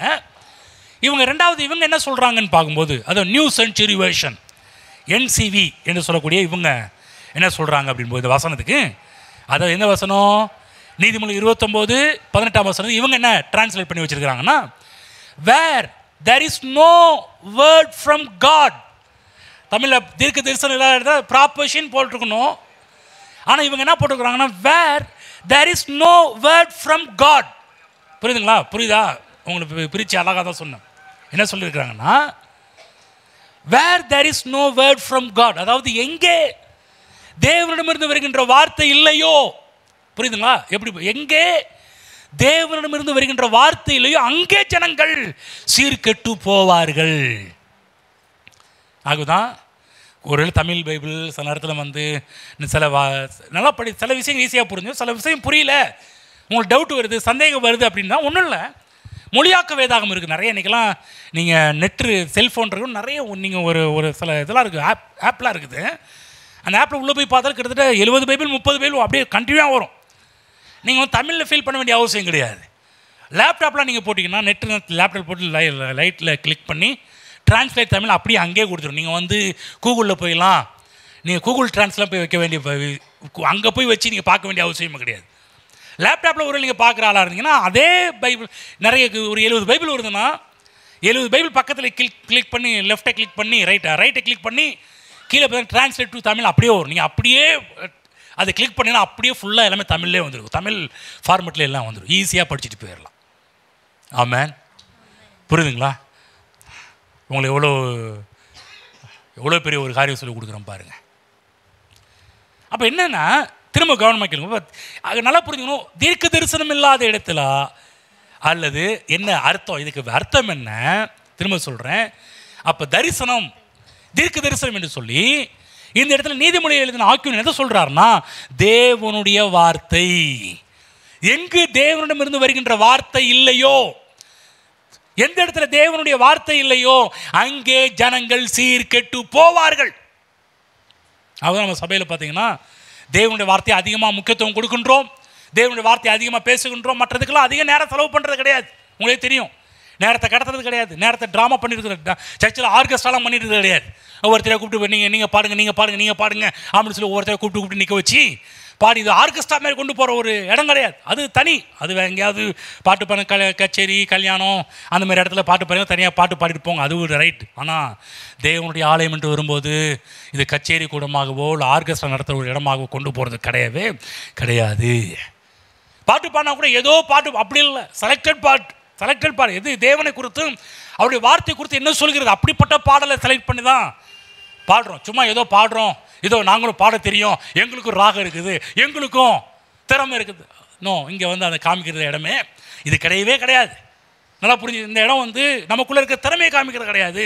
எனக்குள்ளே இருக்கிற தேவனை என் முழு இருதயத்தோடும் முழு ஆத்மாவோடும் என் முழு பலத்தோடும் அன்பு கூறுகின்ற ஒரு செயல் தான் இந்த இடத்துல செய்ய வேண்டிய ஒரு காரியமே உள்ளே நான் யார் என்பதை காண்பிக்கிற ஒரு காரியம் கிடையாது. ஒன்று தெரியுங்களா, ஒவ்வொரு டைம் புல்பிட்டு ஏறும்போதெல்லாம் நான் வந்து என்னை பலவீனமாக தான் பார்க்குறேன். ஐயோ, இது எப்படி சொல்கிறது ஆண்டவரே, இது எப்படி புரிய வைக்கிறது, என்னால் முடியாத ஆண்டவரே, உங்களுடைய பிள்ளைகளுக்கு என்னால் புரிய வைக்க முடியாது என்ற ஒரு அந்த பலவீனத்தை உணர்ந்து தான் ஏறுறேன். மற்றபடி அவர் தான் நடத்த ஆரம்பிக்கிறார், அவர் தான் பேச ஆரம்பிக்கிறார். ஒவ்வொரு டைம் முடியும் போது தான் ஆண்டவரே கரெக்டாக நடத்துனீங்க ஆண்டவரே, கருத்துக்கு நன்றி சொல்ல ஆரம்பிக்கிறேன். ஒவ்வொரு தடவை இந்த இடத்துல ஏறி பிரசங்கம் பண்ணும் போதெல்லாம் நல்லா கவனமாக கேளுங்க, எனக்கு திறமை இருக்குது. சொல்லப்போனால் திறமையே இல்லாத ஆள் தான் நான். வந்து தேவனுக்கு அப்படிப்பட்ட ஆட்கள் தான். உன்னை கொண்டு தான்ப்பா இப்படி பண்ண போகிறேன், உன்னை பண்ணி வச்சு தான்ப்பா இப்படி செய்ய போகிறேன்னு கர்த்தர் சொன்னதுனால தேவன் அப்படி செய்து கொண்டிருக்கிறார். ஆனால் எனக்கு தெரியும், என்னுடைய வீக்னஸ் எனக்கு தெரியும், என்கிட்ட எவ்வளவு ஞானம் இருக்குது, நான் எப்படிப்பட்ட அறிவாளின்னு எனக்கு தெரியும். அறிவாளியா இல்லை அறிவு குறைவாக எவ்வளோ நாலேஜ் எனக்கு இருக்குன்னு தெரியும். வந்து ஒவ்வொரு டைமும் என் ஞானத்தை நம்பி இந்த புல்பிட்டில் ஏறல, இந்த பிரித்து படிக்கலை, தேவன் கொடுத்த ஞானத்தால் நின்று கொண்டிருக்கிறேன். நல்ல கவனமாக கேளுங்க தேவ பிள்ளைகளே, தரிசனம் என்ற ஒரு தேவனுடைய வார்த்தை, இங்கு தேவனுடைய வார்த்தைக்கு தான் முக்கியத்துவம். ஆமென். எனக்கு தெரியும் தேவனுடைய வார்த்தை எங்கே இருக்குதோ அங்கு மக்கள் நிறைய சொல்லப்பட்டிருக்கு இல்லையா, இப்போ தீர்க்க தரிசனம் இல்லாத ஜனங்கள் சீர்கெட்டு போவார்கள் இல்லையா. இது அப்படி திருப்பி போடுங்க. அதாவது வசனம் தேவனிடமிருந்து வருகின்ற வசனம் இல்லை என்றால் அங்கு சீர்கெட்டு போவார்கள். இப்போ அதை திருப்பி போடுங்க. எந்த இடத்தில் தேவனுடைய வார்த்தை இருக்கிறதோ அங்கே மக்கள் சீர்பொருந்துவார்கள், சீரான வாழ்க்கை உண்டாகும், அங்கே மக்கள் ஆசீர்வதிக்கப்படுவார்கள். அப்போ நான் ஏதோ விசுவாசிக்கிற வார்த்தை ஆமென். இந்த வார்த்தையை கொடுக்கணும், இந்த வசனத்தை சொல்லிக் கொடுக்கணும். அது எதுக்காக இந்த யூடியூப்லாம் பண்ணிட்டு இருக்கிறோம்? இது சும்மா எங்களுக்கும் நாங்களும் யூடியூபர்ஸாக மாறணுன்றதுக்கு பண்ணிட்டு இருக்கிறோமா? சில பேர் சொன்ன பாஸ்டர் இதில் போனீங்கன்னா அவ்வளோ வியூவர்ஸ் வரும், அதில் போனால் அவ்வளோ. ஏங்க அந்த தாட்டே கிடையாதுங்க. இங்கே விசுவாசிங்க, அவங்க திரும்ப வீட்டில் போய் கேட்கணுன்றதுக்காக திரும்ப ஒரு காரியத்தை பண்ணுறேன்னு ஒழிய, அந்த மாதிரி வரனா பல காரியத்தை கண்டுபிடிச்சி பல காசு கட்டி இப்படி கட்டி அப்படி கட்டி என்ன பண்ணலாம்னா உள்ள விட்டு எவ்வளோ வியூவர்ஸ், அது நம்ம பிளானே கிடையாது. புரியுதுங்களா? அது வரது வந்தாலும் ஸ்தோத்திரம், அதை குறித்து பெருசு கிடையாது. ஆனால் என்ன, நீங்கள் திரும்ப வீட்டில் போய் கேட்கணுன்றதுக்காக தான் இதை இவ்வளோ சிரமப்பட்டு எடுத்து எடிட் பண்ணிலாம் போட்டுட்ருக்குறோம். ஆனால் என்ன துரதிர்ஷ்டம் தெரியுங்களா? ஒரு 5 பேர் 6 பேர் தான் கேட்குறீங்க, நம்ம சர்ச்சை சேர்ந்தவங்க, மற்றவங்க கேட்குறதே கிடையாது. அப்படி இருக்காதீங்க. இது எதுக்காக? திரும்ப உங்களுக்கு ஞாபகப்படுத்தும், திரும்ப போட்டு கேளுங்க. அதுக்காக தான் இவைகளாம் நாங்கள் ஆயத்தம் செய்து கொண்டிருக்கிறோம். திரும்ப சொல்கிறேன், எந்த இடத்துல தேவனுடைய வார்த்தை இல்லையோ அங்கு ஜனங்கள் சீர்கெட்டு போவார்கள். ஆனால் எந்த இடத்துல தேவனுடைய வார்த்தை இருக்கிறதோ நான் விசுவாசிக்கிறேன், அங்கு மக்கள் சீர்பெறுவார்கள், ஆசீர்வதிக்கப்படுவார்கள், சீர் பொருந்துவார்கள். 1 பேதுரு போவோம், 5ஆம் அதிகாரம் 10ஆம் வசனம் நேரம் போவோம். 1 பேதுரு படிங்க, 5:10. 1 பேதுரு 5:10. கிறிஸ்து இயேசுக்குள் நம்மை தமது நித்திய மகிமைக்கு அழைத்தவராய் இருக்கிற சகல கிருபையும் பொருந்திய தேவன் தாமே கொஞ்ச காலம் பாட அனுபவிக்கிற உங்களை சீர்படுத்தி ஸ்திரப்படுத்தி பலப்படுத்தி நிலைநிறுத்துவாராக. ஆமென். ஆமென். சொல்றாரு பேதுரு, கிறிஸ்து இயேசுவுக்குள் நம்மை நமது நித்திய மகிமைக்கு அழைத்தவராய் இருக்கிற சகல கிருபையும் பொருந்திய தேவன் தாமே கொஞ்ச காலம், சொல்லுங்க கொஞ்ச காலம், நல்லா சொல்லுங்க கொஞ்ச காலம். பாடு எத்தனை காலம்? சில பேர் பாருங்க 20 வருஷம் 30 வருஷமா நானும் கிறிஸ்து பாடே பார்த்தீங்கன்னா பைபிளில் சொல்ல கொஞ்ச காலம் பாடு அனுபவிக்கிற உங்களை, புரியுதுங்களா? பாடு ரொம்ப காலம் கிடையாது, பிரச்சனை ரொம்ப காலம் கிடையாது, கஷ்டம் ரொம்ப காலம் கிடையாது, கொஞ்ச காலம் பாடு அனுபவிக்கிற உங்களை சீர்படுத்தி ஸ்திரப்படுத்தி பலப்படுத்தி நிலைநிறுத்துவாராக. ஆமென். இது ஏன் பாடு? கிறிஸ்துவை ஏற்றுக்கொண்டதுனால வரக்கூடிய பாடுகள். நிறைய பேர் கிறிஸ்துவை ஏற்றுக்கொண்டதுனால நம்ம குடும்பத்தில் நிறைய பாடுகளை சந்திக்கிறோம். கிறிஸ்துவை ஏற்றுக்கொண்டதுனால சில வேலை செய்கிற இடத்துல நம்ம நேர்மையாக நடப்போம். ஏன்னா ஆண்டவர் சொல்லிட்டார் நேர்மையாக நம்ம நேர்மையாக நடக்கிறோம். நம்ம நேர்மையாக நடக்கும்போது கீழே இருக்கிற ஆள் என்ன பண்ணுவான், இல்லை மேலே இருக்கிற ஆள் என்ன பண்ணுவான், ஐயோ இவனை வச்சு லஞ்சம் வாங்க முடியலையே, இவனை வச்சுட்டு வெளியே போக முடியலையே, இவனை வச்சுட்டு அதை பண்ண முடியும், இவனை வச்சுட்டு இதை செய்ய முடியலையே. சிலர் கற்பை காப்பது, தேவனுடைய வார்த்தை நமக்குள்ளே இருக்கிறதுனால சிலருடைய ஆசைகளுக்கு நம்ம இணங்காமல் போகிறதுனால அங்கே தான் பிரச்சனை உண்டாக ஆரம்பிக்கும், கஷ்டங்கள் உண்டாக ஆரம்பிக்கும். பிரச்சனைகள் எவ்வளோ காலம்? கொஞ்ச காலம். ஆக ஒரு குட் நியூஸ் சொல்கிறேன், பிசாசின் அராஜகம் உங்கள் வாழ்வில் ரொம்ப நாட்கள்லாம் கிடையாது. சொல்லுங்கள் கொஞ்ச காலங்க. கொஞ்சத்தை எப்படி சொல்லுவீங்க? கொஞ்சம் சொல்லக்கூடாது, கொஞ்சம் கொஞ்ச காலம் சொல்லுங்க, கொஞ்ச காலம். ஆமென். என்னன்னா என்ன சொல்கிறாரு, ரொம்ப நாள் பிசாசின் அராஜகம் அவனுடைய வாழ்க்கையில் நிலைக்காது, அவனுடைய வாழ்க்கையில் செயல்படாது. நீங்கள் விசுவாசிக்கணும், என் வாழ்க்கையை சீர்படுத்தி ஸ்திரப்படுத்தி பலப்படுத்துகிறவர். ஆமென்.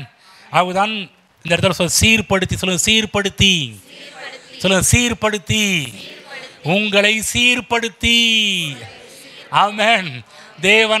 தேவனுடைய வார்த்தை எங்கே இருக்குதோ மக்கள் அங்கு சீர்கெட்டு போவார்கள் கிடையாது, அங்கே சீர்படுத்தப்படுவார்கள். தேவனுடைய வார்த்தை இருக்கிற இடம் அங்கே மக்கள் சீர் பெறுவார்கள், ஆசீர்வதிக்கப்படுவார்கள். தேவனுடைய வார்த்தை இருக்கிற இடத்துல மக்கள் காப்பாற்றப்படுவார்கள். புரிஞ்சுங்களா? எல்லாரும் சொல்லுங்கள், என்னுடைய வாழ்வை சீர் பொருந்தின வாழ்வாக கர்த்தர் மாற்றுவார். பக்கத்தில் சொல்லுங்க, உங்கள் வாழ்க்கை சீர்கெட்டதா போகாது. ஆமென். அப்போ எது முக்கியம்? தீர்க்க தரிசனம் இல்லைன்னா என்ன வார்த்தை அது? இதை நாங்கள் தப்பாக புரிஞ்சுக்கிட்டு நாங்கள் ரட்சிக்கப்பட்ட புதுசில் பார்த்தீங்கன்னா எங்கெங்கெல்லாம் தீர்க்க தரிசனம் கூட்டம் நடக்கிறோம் அங்கெல்லாம் ஓடுவோம் சின்ன வயசில். அப்போ தெரியாது. சில பேர்லாம் பாருங்க, எங்கள் சர்ச்சில் சில தீர்க்க தரிசிகள்லாம் இருப்பாங்க, நிறைய தீர்க்க தரிசிகள் இருப்பாங்க. நான் வளர்ந்த இடம் சாதாரணமான இடம் கிடையாது, எல்லாம் எங்கே பார்த்தாலும் தீர்க்க தரிசிகளாகவே இருப்பாங்க. நமக்கு அந்த கிஃப்ட்டு அவங்க கூட இருந்து அப்புறமேட்டு கொஞ்சம் ஆப்ரேட் ஆனிச்சு பாருங்க. அப்போ அவங்க கூடயே போயிட்டு இருப்போம் பாருங்கள். போயிட்டு இருக்கும்போது ஏதாவது சொல்லுவாங்களா அதுக்கு அவங்க நம்மளை பற்றி ஏதாவது சொல்லுன்றதுக்காகவே அவங்க பின்னாடி போகிறது. ப்ரேயர் முடிச்சு பிற்பாடு கர்த்தர் ஏதாவது சொன்னாரா பிரதர், கர்த்தர் ஏதாவது சொன்னாரா பாருங்கள், இப்படி தான் கேட்டுட்டு இருப்போம் பாருங்கள். எங்கள் புத்தியெலாம் அதிலே நோக்கி ஓட ஆரம்பிச்சிச்சு. பிற்பாடு தான் என்றைக்கு வேதாகம கல்லூரிக்கு போக ஆரம்பிச்சோம் அன்றைக்கி தான் கண்ணை திறக்க ஆரம்பிச்சிச்சு. ஒரு தடவை பாஸ்டர் சாம் பிரசங்கம் பண்ணிட்டு இருக்கும்போது, தீர்க்கதரிசிகளை நடத்துகின்ற அதே ஆவியானவர் தான்ப்பா உனக்குள்ளும் இருக்கிறார் அப்படின்னார். அப்போ தான் அப்படியே கண்ணில் பிரைட் ஆச்சு. என்னது? ஒரு தடவை கதை சொன்னார். கதை சொல்லும்போது, அதாவது ஒரு இடத்துக்கு போகிறோம், பக்கத்தில் வந்து ஒருத்தர் சொல்கிற நான் கைட் பண்ணுறேன் அப்படின்னு சொல்லி ஒருத்தரை வந்து கைடர் நம்ம கூட உட்கார வச்சுக்கிறோம். கைடர் காரில் உட்கார வச்சு போயிட்டே இருக்கிறோம். போகிற வழியில் நிப்பாட்டி எங்க இந்த வழி எங்கெங்க இந்த வழி எங்கெங்கன்னு கேட்டுக்கிட்டு இருந்தா கூட உட்காந்துற கைடு என்ன சொல்லுவார், ஏய் நான் தான் சொல்கிறேன்னு சொன்னேன்ல. நிறைய நேரத்தில் நம்ம கூட பாருங்க, கைடு இந்த ஆவியானவர் வேற எங்கேயும் இல்லை. ஆவியானவர் நம்ம என்றைக்கு நம் கர்த்தராகிய இயேசு கிறிஸ்துவை ஏற்றுக்கொண்டோமோ அன்றைக்கே அந்த ஆவியானவர் நமக்குள் வந்து விட்டார். ஆமென். இன்றைக்கு அந்த ஆவியானவர் எனக்குள்ளே இருக்கிறார். ஒவ்வொரு நாளும் என்னை நடத்துகிறார், எனக்கு போதிக்கிறார், எனக்கு கிறிஸ்துவை பற்றிய காரியத்தில் நிரப்புகிறார். இன்றைக்கி மாலையில் பரிசுத்த ஆவியை பற்றி தான் பேச போகிறோம் பாருங்க, சீதத்துவ பயிற்சியில். அதை பற்றி தான் தியானம் இருக்குது இன்றைக்கி. ஸோ அந்த ஆவியானவர் வேறு எங்கேயும் இல்லை, நமக்குள்ளே தான் இருக்கிறார். அப்போ தான் புரிஞ்சு, ஆமாம் அவரை பக்கத்தில் உட்காந்து நான் பாட்டுக்கு எல்லார்ட்டையும் போய் ஏதாவது சொன்னாரா இப்படி தான் நம்ம என்ன பண்ணுறோம், நமக்குள்ளே இருக்கிற ஆவியானவர் துக்கப்படுத்துகிறோம். இப்போ பாருங்கள், ஒன்றும் இல்லை, இப்போ கூட கைடை உட்கார வச்சு நம்ம கேட்டது யாரை இன்சல்ட் பண்ணுற மாதிரி கைடை இன்சல்ட் பண்ணுறோம். அதே போல் தான் நான் சொல்கிறேன் பாருங்கள், தீர்க்க தரிசனம் உங்களுக்கு சொல்கிறது, அதாவது தீர்க்க தரிசனம் என்றால் நான் சொல்கிறேன் உங்களை தேடியே வந்து உங்கள்கிட்ட சொல்லிட்டு போவான். நீங்கள் உங்கள்கிட்ட இந்த தீர்க்க தரிசனம் உங்களை சொல்லணும்னு கர்த்தர் விரும்பினார்னா நீங்கள் யார்கிட்டையும் போய் கேட்க வேண்டிய அவசியமே கிடையாது. அந்த தீர்க்க தரிசனம் உங்களை தேடி வந்து சொல்லிட்டு போவாங்க. புரிஞ்சுங்களா? பாருங்கள், எனக்கு இந்த ஊழியத்துக்கு வரது முன்னாடி அழைப்பு இருந்துச்சு. தேவன் அழைத்ததை உணர்ந்தேன். ஒரு தடவை ஃபாஸ்டிங் இருக்கும்போது தேவன் என்னோட பேச ஆரம்பித்தார். தேவனுடைய குரலை கேட்ட அந்த நேரத்தில், ஆண்டவரே இதை நீர் தான் பேசுகிறது உண்மை என்றால், அடுத்த நாளில் சபையில் வந்து பிரசங்கம் பண்ணும்போது இதே வார்த்தையில் இந்த ஊழியக்காரர் என்னோட பேசணும் ஆண்டவரேன்னு சொல்லி உட்காந்து கேட்டுக்கிட்டு இருந்தேன். அப்படியே தேவன் என்ன பேசணும் அதே வார்த்தை இந்த ஊழியக்காரர் வாயில் போட்டு பேசிட்டு வரார். அப்போ கன்ஃபார்ம் ஆச்சு.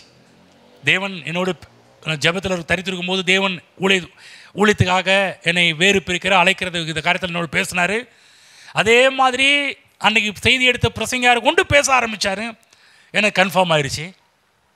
என்னுடைய ஊழியக்காரர் எப்போதுமே யாரையுமே சாதாரணமாக ஊழியத்துக்கு அனுப்ப மாட்டார். அவருக்குள்ளே கைடன்ஸ் கிடைச்சா மட்டும்தான் ஊழியத்துக்கு அனுப்ப, வேறு யாருமே இல்லை நான் ஊழியத்துக்கு போகிறேன்னு சொன்னால் அனுப்ப மாட்டேன். அப்படிப்பட்ட ஒரு பெரிய ப்ராப்பர்சி, அவர் ப்ராப்பர்ட், அப்படிப்பட்ட ஒரு ஆள் அனுப்ப மாட்டார். பிற்பாடு என்னுடைய வீட்டுக்கு பார்த்தீங்கன்னா 2-3 பேர் ஜெபம் பண்ணுறது கர்த்தரே சில நான் சொன்னாலே நிறையா தீர்க்கர்கள் இருக்கிறாங்கன்னு. சில பேர் எங்கள் வீட்டுக்கு ஜெபம் பண்ண வர ஆட்கள் எல்லாருமே பார்த்தீங்கன்னா அவங்களா ப்ராப்பர்ட்டியை அப்படியே அடித்து தள்ளுறாங்க. வந்து என்ன சொல்கிறாங்க, இந்த வீட்டில் ஒருத்தர் இந்த வீட்டில் 4வது நபரை சேர்ந்த ஒரு ஆளை கர்த்தர் ஊழியத்திற்காக அழைத்திருக்கிறார், அவரை தேவன் வேறு பிரித்து இருக்கிறார், அவரை வெளியே அனுப்புங்கன்னு சொல்லிட்டு போகிறாங்க. எங்கள் வீட்டில் என்னன்னா, ஆரோனை போல் அழைக்கப்படாவிட்டால் தம்பி இந்த கனமான ஊழியத்தவனால் ஆரோனை போல் அழைக்கப்படும்பா, அப்போ தான் ஊழியத்தை பண்ண முடியும். அழைப்பு இல்லாமல் பண்ண முடியாது. நான் எங்கள் வீட்டில் சொல்கிறேன், கர்த்தரனை அழைச்சிட்டாருன்னு அவங்களுக்கு புரியல. ஆனால் இவங்களுக்கு புரிய வைக்கிறது சில ஆட்களை அனுப்பி, இன்னொருத்தர் 4வது மகனை இந்த வீட்டில் இருக்கிற 4வதில் இருக்கின்ற ஒரு ஆண் மகனை கர்த்தர் வந்து ஊழியத்துக்கு அழைத்திருக்கு. இந்த மாதிரி 2-3 பேர் வந்து தீர்க்கத்தை சொன்ன பிற்பாடு தான் அப்புறமேட்டு தான். அப்போ எங்கள் வீட்டில் நம்பலை. அன்றைக்கி இரவு பெரிய ஒரு சொப்பனம் பார்த்துட்டு இருக்கிறேன். நான் என்ன சொப்பனம் பார்த்தனோ அதே போல் எங்கள் அக்காவுக்கும் அதே ஒரு சொப்பனம் உண்டாக ஆரம்பிச்சிச்சு. நான் தான் சொன்னேன், அப்பையிலேருந்து இதாக சொல்லிகிட்டு இருக்கிறேன், நீங்கள் யாருமே கேட்க மாட்டேன்றீங்க, அதனால தான் கர்த்தர் இப்படிலாம் உங்களுக்கு வேலை பண்ண வேண்டியதாக இருக்குது. நான் என்ன சொல்கிறேன், கர்த்தர் உங்களோட பேசுனீங்க. நீங்கள் தீர்க்க தரிசனத்தை தேடி ஓட வேணாங்க, தீர்க்க தரிசியில் உங்களை தேடி வருவார்கள். வந்து சொல்லுவாங்க. சில இடத்துல யார் வடிவத்தில் வேணாலும் வரலாம். ஹலோ, புரியுதுங்களா? சில பாடல் மூலமாக வரலாம், சில ஜெபத்தின் மூலமாக வரலாம், சில பிரசங்க இப்போ கூட வார்த்தைகள் உங்களுக்கு வந்து கொண்டிருக்கலாம். நீங்கள் கேட்ட வார்த்தை உறுதிப்படுத்த தேவன் உங்களோட இன்றைக்கு பேசி கொண்டிருக்கலாம். புரிஞ்சுச்சுன்னா சொல்கிறேன்னு. சரி, என்ன சொல்ல வரோம்? அந்த காலகட்டத்தில் தீர்க்கது இன்றைக்கும் நிறைய இந்த பாரம்பரியமான சில கிறிஸ்தவங்களாம் இருக்கிறாங்கல்ல, இவங்க எல்லாருமே இதுக்கு அடிமையாக இருக்கிறாங்க. எதுக்கு அடிமைனா, இந்த தீர்க்க தரிசனம், யாராவது தீர்க்க தரிசனம் சொன்னால் அங்கே ஓடுறது, அந்த கூட்டங்களுக்கு ஓடுறது, அங்கே போகிறது, அங்கே போய் என்ன சில இவங்களோட நம்பிக்கையை இவர்கள் என்ன பண்ணால் தவறாக பயன்படுத்த ஆரம்பிக்கிறாங்க. இப்படி கெட்டுப்போன கிறிஸ்தவங்க எவ்வளோ பேர் இருக்கிறாங்க. கூட்டம் கூட்டமாக போய் கெட்டு போனவங்க எவ்வளோ பேர் இருக்குது எனக்கு தெரியும். நான் அப்படியே கணக்கு போட்டு சொல்ல முடியும். யார் யாரெல்லாம் கெட்டு போயிருன்னு சொல்லவே முடியும். எத்தனை குடும்பம் இதெல்லாம் கெட்டு போச்சுன்னு சொல்லவே முடியும். புரிஞ்சுச்சுங்களா என்ன சொல்கிறேன்னு? ஆகதான் தெளிவாக இருங்க. தீர்க்க தரிசனம் இல்லாத இடத்துல ஜனங்கள் சீர்கெட்டு போவார்கள்ன்ற ஒரு வசனத்தை நீ தப்பாக புரிஞ்சிக்கக்கூடாது. நீ வீட்டில் போய் எல்லாம் டிரான்ஸ்லேட்லாம் நீங்கள் எடுத்து பாருங்கள், அதெல்லாம் உங்களுக்கு சொல்லுவோம். என்னன்னா எங்கே தேவனிடமிருந்து வருகின்ற அவருடைய வார்த்தை இல்லையோ அங்கு ஜனங்கள் சீர்கெட்டு போவார்கள். அப்போ அதுக்கு எதிர்ப்பதம் என்ன? எங்கே வார்த்தை இருக்குதோ அங்கு மக்கள் சீர் பெறுவார்கள், சீர் பொருந்துவார்கள், ஆசீர்வதிக்கப்படுவார்கள். ஆமென். அடுத்த வாரத்தில் இந்த சீர் என்ன என்பதை பற்றி பேச போகிறேன். ஒவ்வொரு வீட்டில் கல்யாணம் ஆச்சுன்னா பெண் வீட்டிலேருந்து எவ்வளவு சீர் வரும். அடுத்த வாரம் கர்த்தர் நமக்கு சீரை கொண்டு வராருங்க. பக்கத்தில் சொல்லுவோம் உங்களுக்கான சீர். நீ நினைக்கலாம் ஏன் கல்யாணம் முடிஞ்சிருச்சிங்க, ஜென்ஸ் எங்களுக்கு கல்யாணம் முடிஞ்சிருச்சுங்க, இனிமேல் எப்படிங்க? சரி பரவாயில்ல, இந்த சீர் பார்த்தீங்கன்னா கல்யாணம் ஆனவங்களுக்கும் சீர் வருது, கல்யாணம் ஆக போகிறவங்களுக்கும் சீர் வருது. எந்த இடத்துல தேவனுடைய வார்த்தை இருக்கிறதோ அந்த இடத்துல எப்படி சீர் வருகிறது, சீர் பெறுவார்கள் என்பதை அடுத்த வாரம் பார்க்க போகிறோம். எழுந்து நிற்போம். தேவன் சீர் கொடுக்கிறார். அன்றைக்கி ஒரு யூடியூப்பை பார்த்துருந்தோம் பாருங்க. அவங்க பிள்ளைக்காக அவ்வளோ வண்டியாக சீர் போகுது. ஒருத்தர் தாய் மாமன் சீருன்னா அவரு பாருங்க, அவரு ஊரே கூட்டி போகுது பாருங்க, அப்படியே லைனாக போகுது. சில பேர்லாம் உலகத்தில் பெரிய பணக்காரர்லாம் பாருங்க, அவங்க பிள்ளைகளுக்காக ஏராளமான சீர்கள்லாம் பண்ணுறாங்க. நீங்கள் பார்த்துருப்பீங்க, கேட்டிருப்பீங்க, கேள்விப்பட்டிருப்பீங்க. நான் சொல்கிற குட் நியூஸ் சொல்கிறேன், நற்செய்தி என்ன? இந்த உலகத்தில் இவ்வளோதான் பணக்காரங்க சீர் கொடுத்தாலும் தேவன் நம்ம கொடுக்குற சீரே வேறு, தனி. அடுத்த வாரத்தில் அதை பார்ப்போம், என்ன சீர் தேவன் நம்ம கொடுக்குறார் என்பதை பார்க்க போகிறோம். யாருக்கு தேவனுடைய வார்த்தை எங்கே இருக்குதோ அங்கு மக்கள் தேவனிடமிருந்து சீர் பெறுவார்கள். ஆமென். ஹல்லேலூயா. கர்த்தர் கொடுத்த வார்த்தைக்கு நன்றி செலுத்துவோம். ஹல்லேலூயா, ஹல்லேலூயா. ஓ நன்றி ஆண்டவரே. அஸ்திபாரமாகிய உம்மீது நாங்கள் எங்களுடைய வாழ்க்கையை கட்டியிருக்கிறோம் ஆண்டவரே. அது நிமித்தமாக எங்கள் வீடு நிலைத்து நிற்கும், அது விழாது. பிசாசின் தீய சக்திகள் எங்களை ஒன்றும் செய்ய முடியாது, எங்கள் வாழ்வை கீழே தள்ள முடியாது. ஏனென்றால் நாங்கள் கிறிஸ்துவாகிய அஸ்திபாரமாகிய மூளைகளின் மீது எங்கள் வீட்டை கட்டிருக்கிறபடினால் எங்கள் வீடு விழாது, எங்கள் வாழ்வு விழாது, பிசாசின் கிரியைகள் வாழ்க்கையில் செயல்படாது. கர்த்தாவே நன்றி ஆண்டவர், நீர் கொடுத்த வார்த்தைகளுக்காக நன்றி. ஓ ஹல்லேலூயா. நீர் என்ன வார்த்தை கொடுத்தீரோ அதை நிறைவேற்ற வல்லவராக இருக்கிறீர். உன் நம்பிக்கை வீண் போகாது என்று சொன்னீரே ஆண்டவரே. எங்கள் வாழ்க்கை கொடுத்து நீர் என்ன சொல்லியிருக்கிறீரோ அதற்கு இசைவாக நாங்கள் பேச போகிறோம். அந்த அறிக்கை எடுக்கிறதில் நாங்கள் அசைவில்லாமல் உறுதியாக இருக்க போகிறோம் ஆண்டவரே. ஏனென்றால் நீர் எங்களோடு இருக்கிறீர், நாங்கள் எளிதாய் பெற்றுக்கொள்வோம். நீர் எங்களோடு இருக்கிறதுனால அது எங்களுக்கு கஷ்டமாக இருக்காது, அது எல்லாமே சுலபமாக எளிதாக நீர் மாற்றுகிற தேவனாக இருக்கிறீர். அதற்காக உமக்கு ஸ்தோத்திரம் ஆண்டவரே. எங்கு வார்த்தை இருக்கிறதோ அங்கு மக்கள் சீர் பெறுவார்கள், வார்த்தை இல்லையோ அங்கு சீர்கெட்டு போவார்கள். ஆனால் வார்த்தை இருக்கிற இடத்தில் மக்கள் சீர் பெறுவார்கள், சீர் பொருந்துவார்கள், அவர்கள் ஆசீர்வதிக்கப்படுவார்கள் என்பதால் இன்றைக்கு எங்களுக்கு எடுத்து காட்டினரே. வார்த்தையின் முக்கியத்துவத்தை உணர்த்தினதற்காக உமக்கு நன்றி செலுத்துகிறோம் ஆண்டவரே. ஓ எங்கள் வாழ்விலே உடைய வார்த்தை தவிர வேறு எதையும் நாங்கள் முக்கியத்துவமாக கருத மாட்டோம் ஆண்டவரே. ஆதியிலே வார்த்தை இருந்தது நாங்கள் வேதத்தில் பார்க்கிறோமே, அதே போல எங்கள் வாழ்விலே ஆதி தேவனுடைய வார்த்தையாக நாங்கள் வைக்கிறோம் ஆண்டவரே. ஓ நன்றி கர்த்தாவே. இங்கே இருக்கிற ஒவ்வொரு பிள்ளையுடைய வாழ்வு சீர் பொருந்தட்டும், சீர் இல்லாத வாழ்க்கை சீர் பொருந்தட்டும் ஆண்டவரே. அதே போல உங்களுடைய ஆசீர்வாதங்களால் சீர் என்று சொல்லக்கூடிய ஆசீர்வாதங்களால் உங்களுடைய பிள்ளைகளுடைய வாழ்வை நிரப்புவீராக தகப்பனே. இங்கே இருக்கிற யாரும் குறைவு பற்றாக்குறை என்ற பேச்சே இருக்கக்கூடாது ஆண்டவரே. நிறைவு நிரம்பி வழிதல் எங்களுக்கு இன்னும் அதிகமாக இருக்கிறது, மிச்சம் மீது இருக்கிறது, இன்னும் யாருக்காக செய்ய வேண்டுமா என்று கேட்கக்கூடிய நிலைமை இங்கே இருக்கிற ஒவ்வொருவருக்கும் உருவாவதாக தகப்பனே. இங்கே இருக்கிற ஒவ்வொரு கர்த்தர் எல் ஷடாய் தேவனாக இருந்து கர்த்தர் நடத்துவீராக. ஹல்லேலூயா. இன்னும் எங்கள்கிட்ட மீதி இருக்கிறது சொல்லக்கூடிய அளவுக்கு ஒவ்வொரு மாதமும் வருமானம் பெருகுவதாக தகப்பனே. கையின் பிரயாசங்கள், குடும்ப வாழ்வு, பொருளாதார வாழ்வு, எல்லா காரியத்திலும் நம்முடைய பிள்ளைகள் சீர் பெறுவார்களாக என்று நம்முடைய பிள்ளைகளை ஆசீர்வதிக்கிறேன் கர்த்தாவே. நம்முடைய பிள்ளைகள் கொண்டு ஆச்சரியமான அற்புதமான காரியங்களை கர்த்தர் செய்வீராக. இதுவரை கண்டிராத மகிமைகளை நம்முடைய பிள்ளைகள் பார்க்கட்டும் என்று நம்முடைய பிள்ளைகளை ஆஸ்வதிக்கிறேன். நீர் சொன்னீர், மலைகள் விலகினாலும் பர்வதங்கள் நிலை பெயர்ந்தாலும் என் கிருபை உன்னை விட்டு விலகாது என்று சொன்னீரேன். உடைய கிருபை உடைய பிள்ளைகளோடு இருப்பதை உடைய பிள்ளைகள் பார்க்கட்டும். உடைய கிருபையினால் வரக்கூடிய வாழ்வை இந்த பூமியில் வாழட்டும். உடைய கிருபையினால் இந்த பூமியில் ஐஸ்வர்யவான்களாக உடைய பிள்ளைகள் விளங்கட்டும் என்று உடைய பிள்ளைகளை ஆசீர்வதிக்கிறேன். இயேசு கிறிஸ்து நாமத்தில் பிதாவே, ஆமென்.